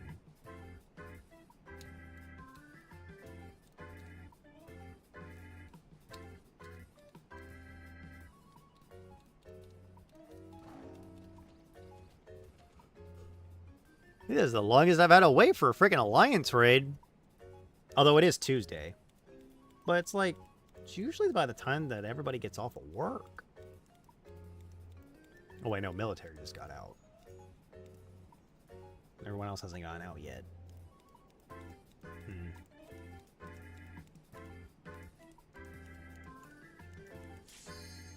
Oh, there we go. Popped. Holy crap. Ugh. What were we missing? Just healer? Because we need like, what, 6 healers? Oof. That was a bit of a pain. Not gonna lie. That was a pain in the ass. Come on. Do it. You've readied up, right? I was about to say, you did ready up, right? Because I've had it happen where somebody forgot to ready up on our side.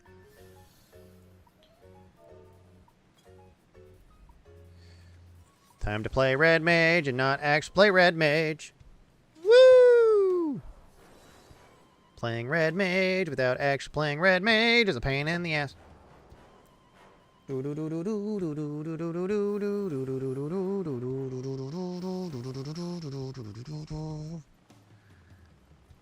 Yeah, every single time that I try to do the portrait, it tends to reset on me. So I've just given up on doing the portrait right now. Mainly because I change my gear so often that the portrait's just wrong half the time. And honestly, I can't wait to actually get a portrait pretty consistent for many of my things going on.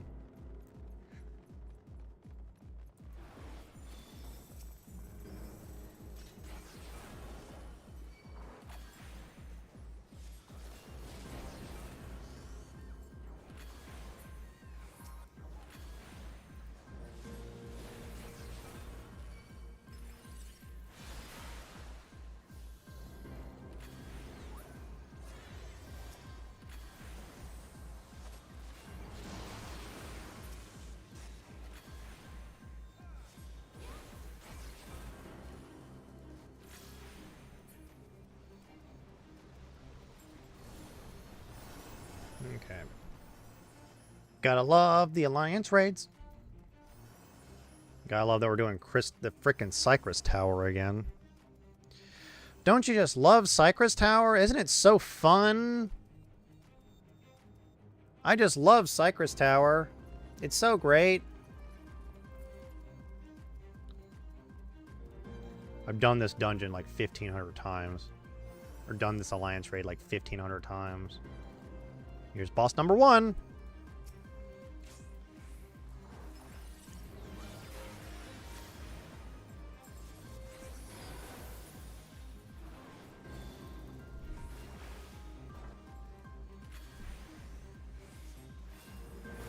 Oh, that was the wrong one to do.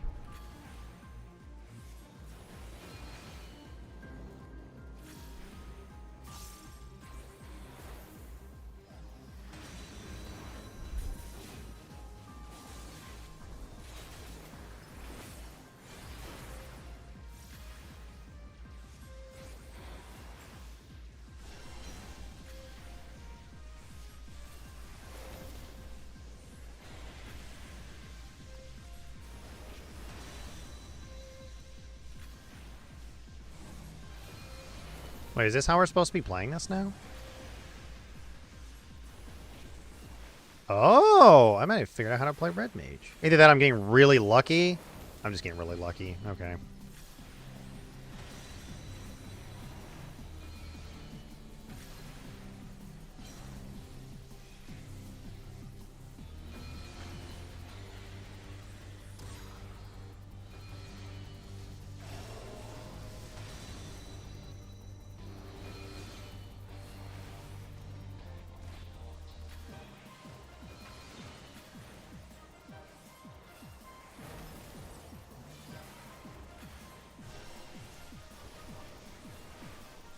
Oh, my white is way too high.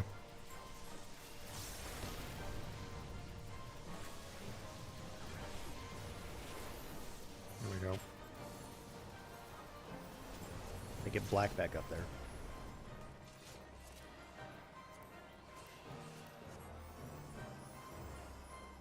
Oh, do we not have a Pelotona? Do we not have a ranged DPS? We don't. We don't have a ranged DPS. Ooch.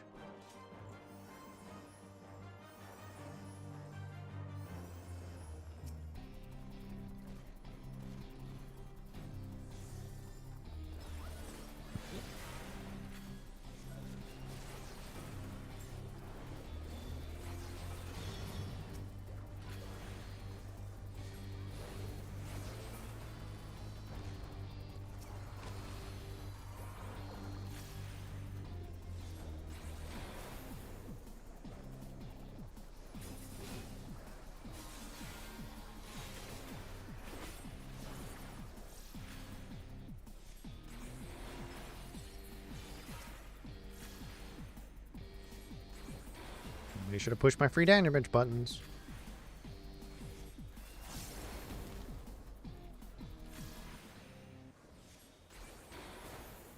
Only got a few of them.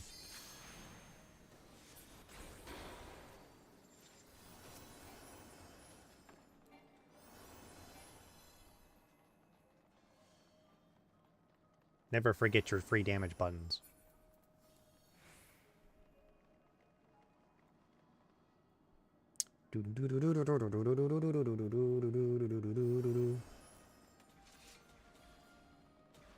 Time for boss number 2. Usually we just burst down.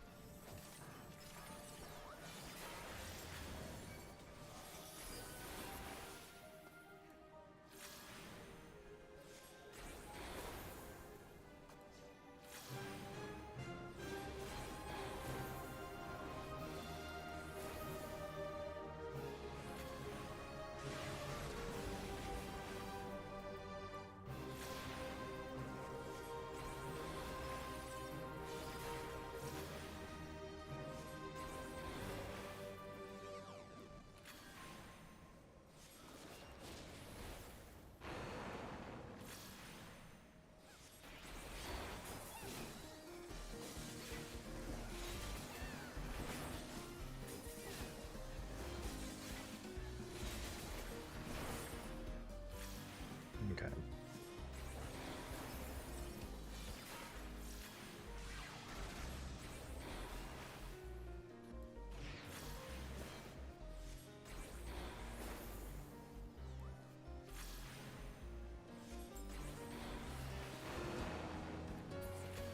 There we go.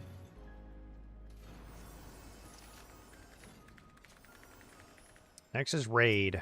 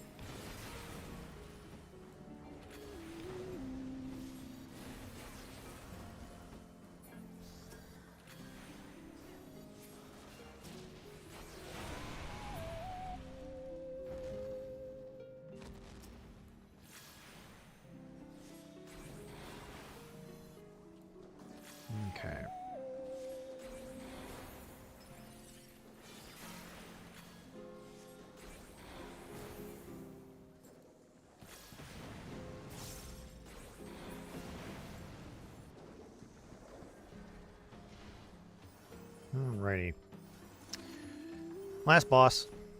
Nope. Second to last boss.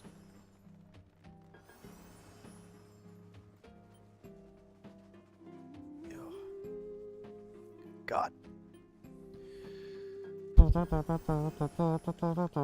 The one that is likely to get myself killed.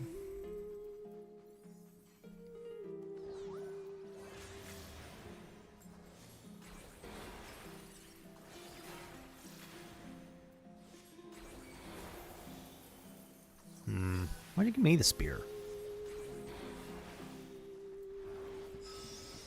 Oh, I need to reread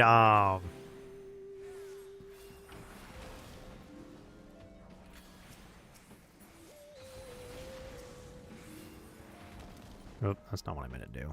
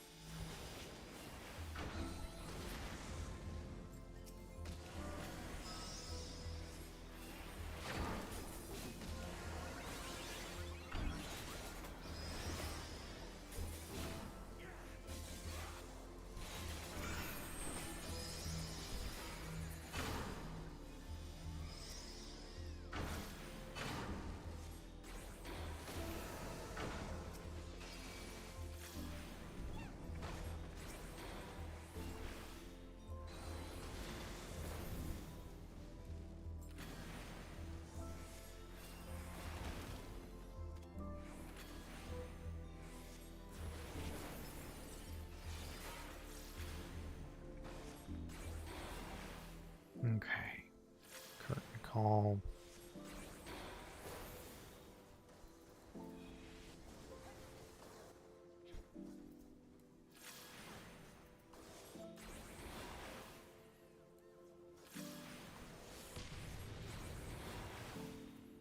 Whew.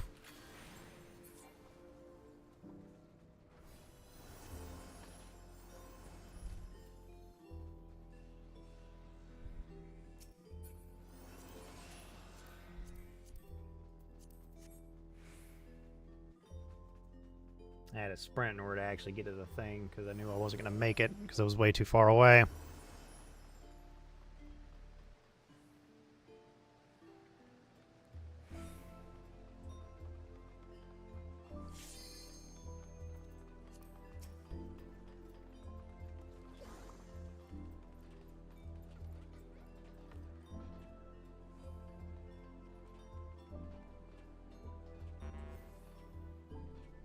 Mm-hmm.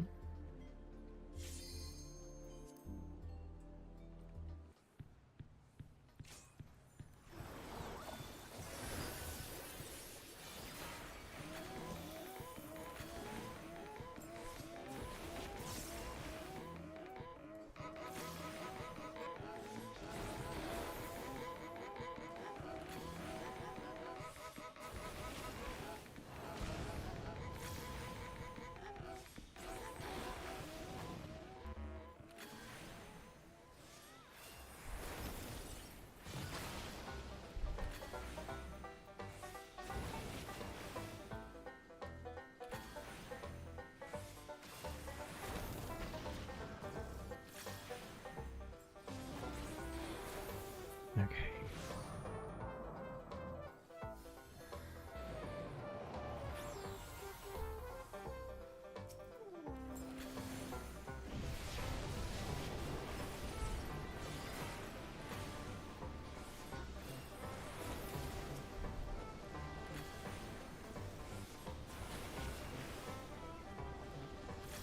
Here we go.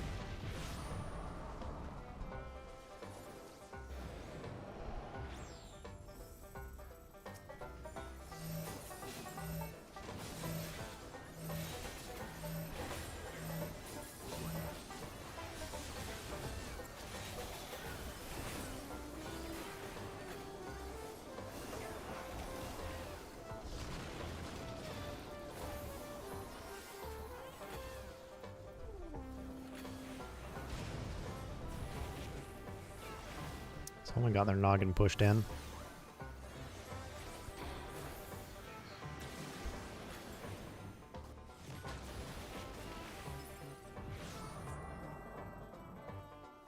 Oh.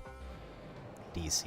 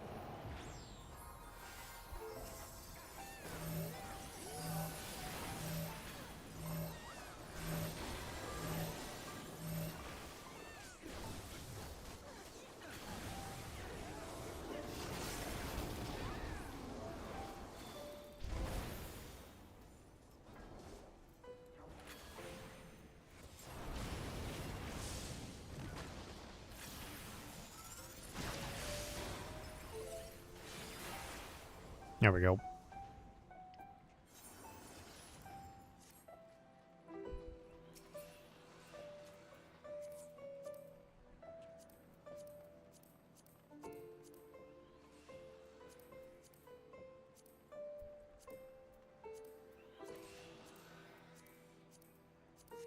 Oh, whoops. Oh, well.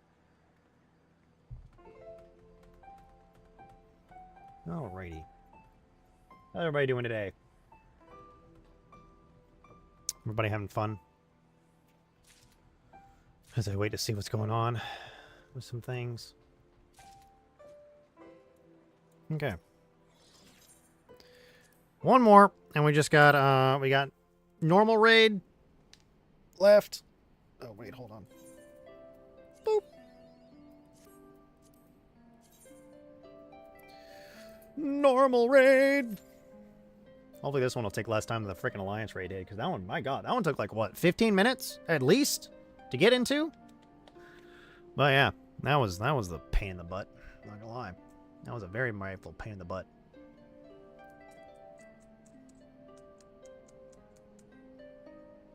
How long did it take us to get into that raid? Dran, do you know? Do you know how long it took? Because I don't remember. Took us quite a while. I know that. And then we got Cypress Tower, like the longest of the frickin' 13 minutes. Damn. Hopefully this one will actually take 5 minutes. I highly doubt it, though. Usually it takes us a while to get into the raid ones because you just... Well, this one shouldn't take as long. It should take about as long as a trial. Although that is if everybody's level 60 or higher.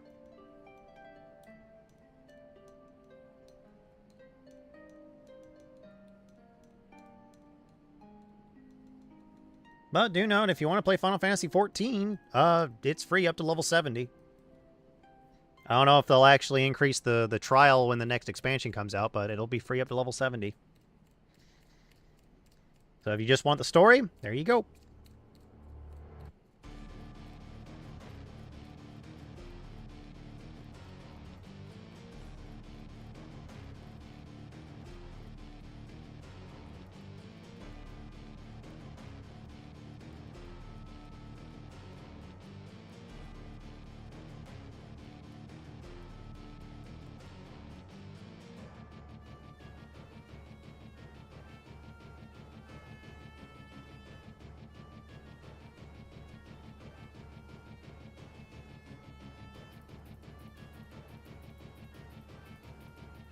Well, everybody's doing well.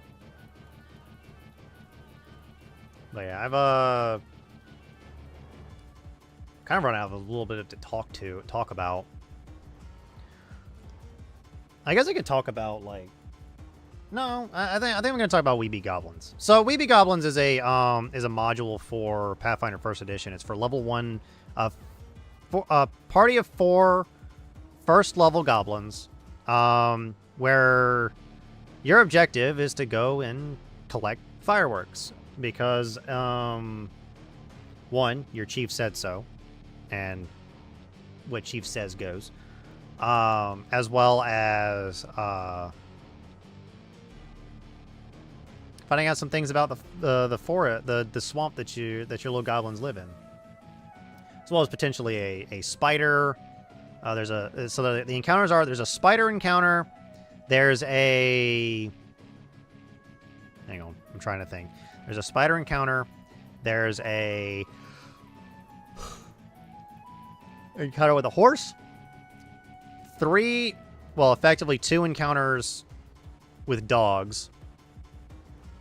And then an encounter with a druid and her animal companion. And not all of them are too hard to do for a level 1, because it's level 1 party, so...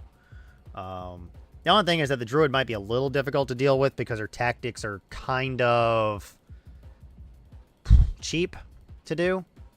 Not gonna lie. But you can easily get some extra magic items in that module with access to, if you do the 4 dares. Any of the dares that you get told to do. So. One of them being a Horsebane weapon, which means it's a weapon that does more damage against horses. One of them I think is a spider climb potion that I don't think the party ever used, and completely forgot about. If I remember correctly. No, it was a ring of climbing,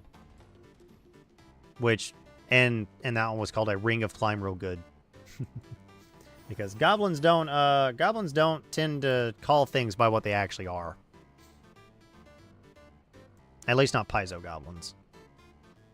Any bets on what raid we're gonna get, Dran? What's your bet? We're gonna get a Stormblood or a Heaven's Word raid. Which one do you think we're gonna get? Because we're not gonna get any of the we're not gonna get the ARR ones. Alexander? Let's hope so. I hope it's one of the Alexander ones, and I'm hoping it's Gordius, which I believe is... which one's Gordius? Which one's the raid for Gordius? I think it's this. I think it's the creator. I think creator is Gordius. Might be father. Hang on, I can actually take a look. What's this? It's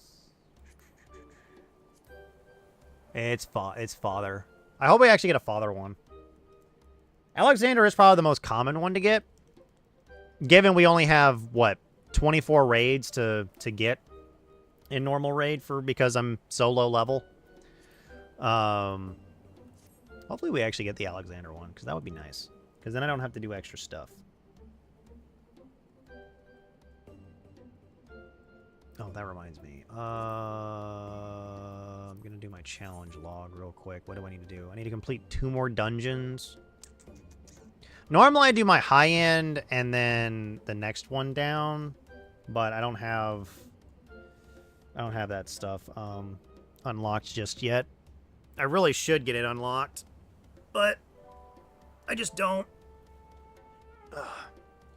I've been real lazy. Like my gear is probably shit on my warrior now. So, oh well. I think it's the level 89 gear. 99 gear, now that I think about it. Isn't it like the level 99 gear? Yeah, it's still the level 99 gear. Which is absolute shit. Because I didn't do any of the raids. So I'm gonna have to go do some of the dungeons and get some gear for my warrior. Either that or I just level up all my crafters so I can actually do freaking shit now. Aha! That took way less time. Thank God. Please be Alexander. Please be Alexander. That'd be great. If it's Alexander, then I get another wondrous trail done. Wondrous tale done. It's not. Hi, X Death. Even though I don't even think this is technically X Death, but we won't go there. Ready whenever you guys are.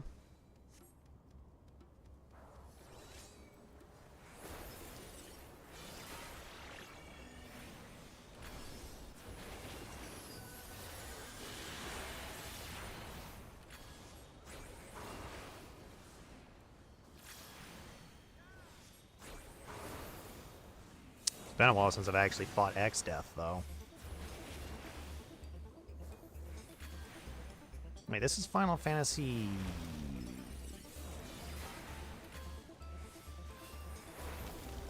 2?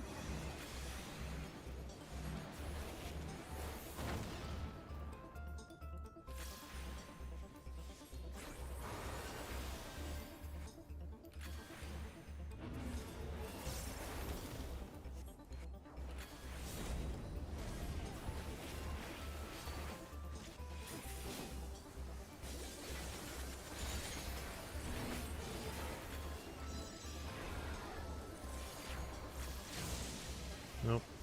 Should have backed up. I did not.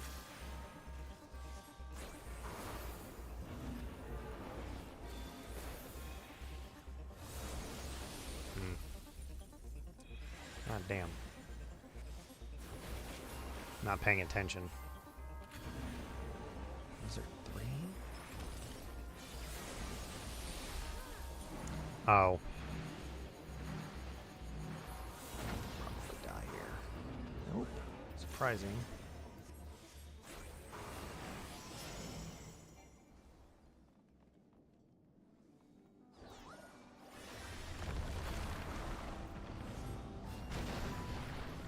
Oh boy.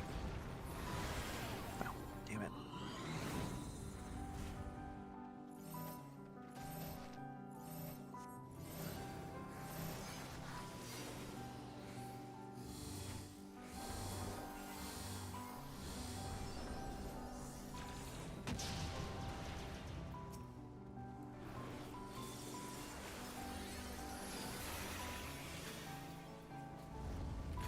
Oh, what am I doing?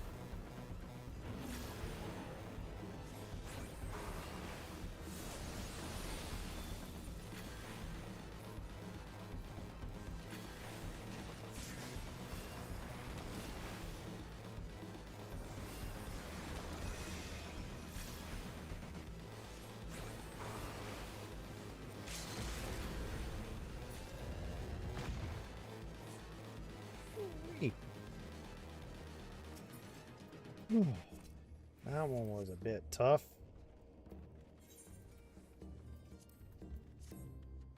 Red mage for the win? Oh my god.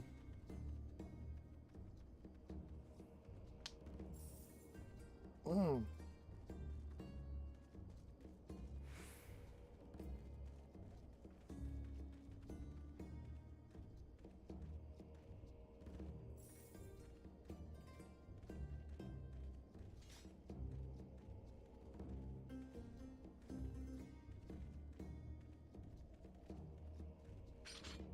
Come on.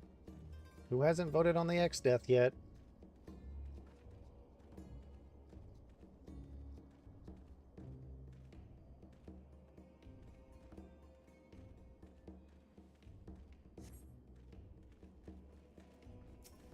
I was waiting. Jesus. Ugh. That was probably the one time where playing Red Mage was actually kind of nice. And of course, I get no commendations. Woo! You guys would have wiped if Red Mage was not there. I'm going to go ahead and let you guys know that now. You guys would have wiped.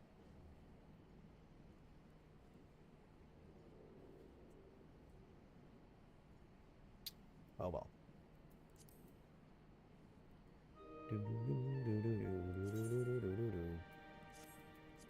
I'm pretty much done now. There's really nothing else for me to do.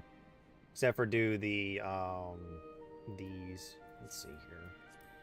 How many more dungeons do I need to do? 2 more dungeons.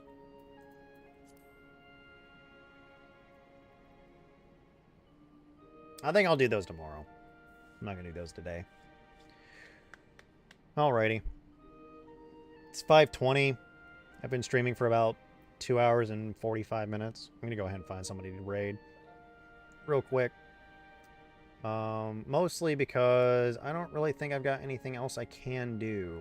So I'm going to see if there's anybody live who is available for raid. Any of my usuals live for raid?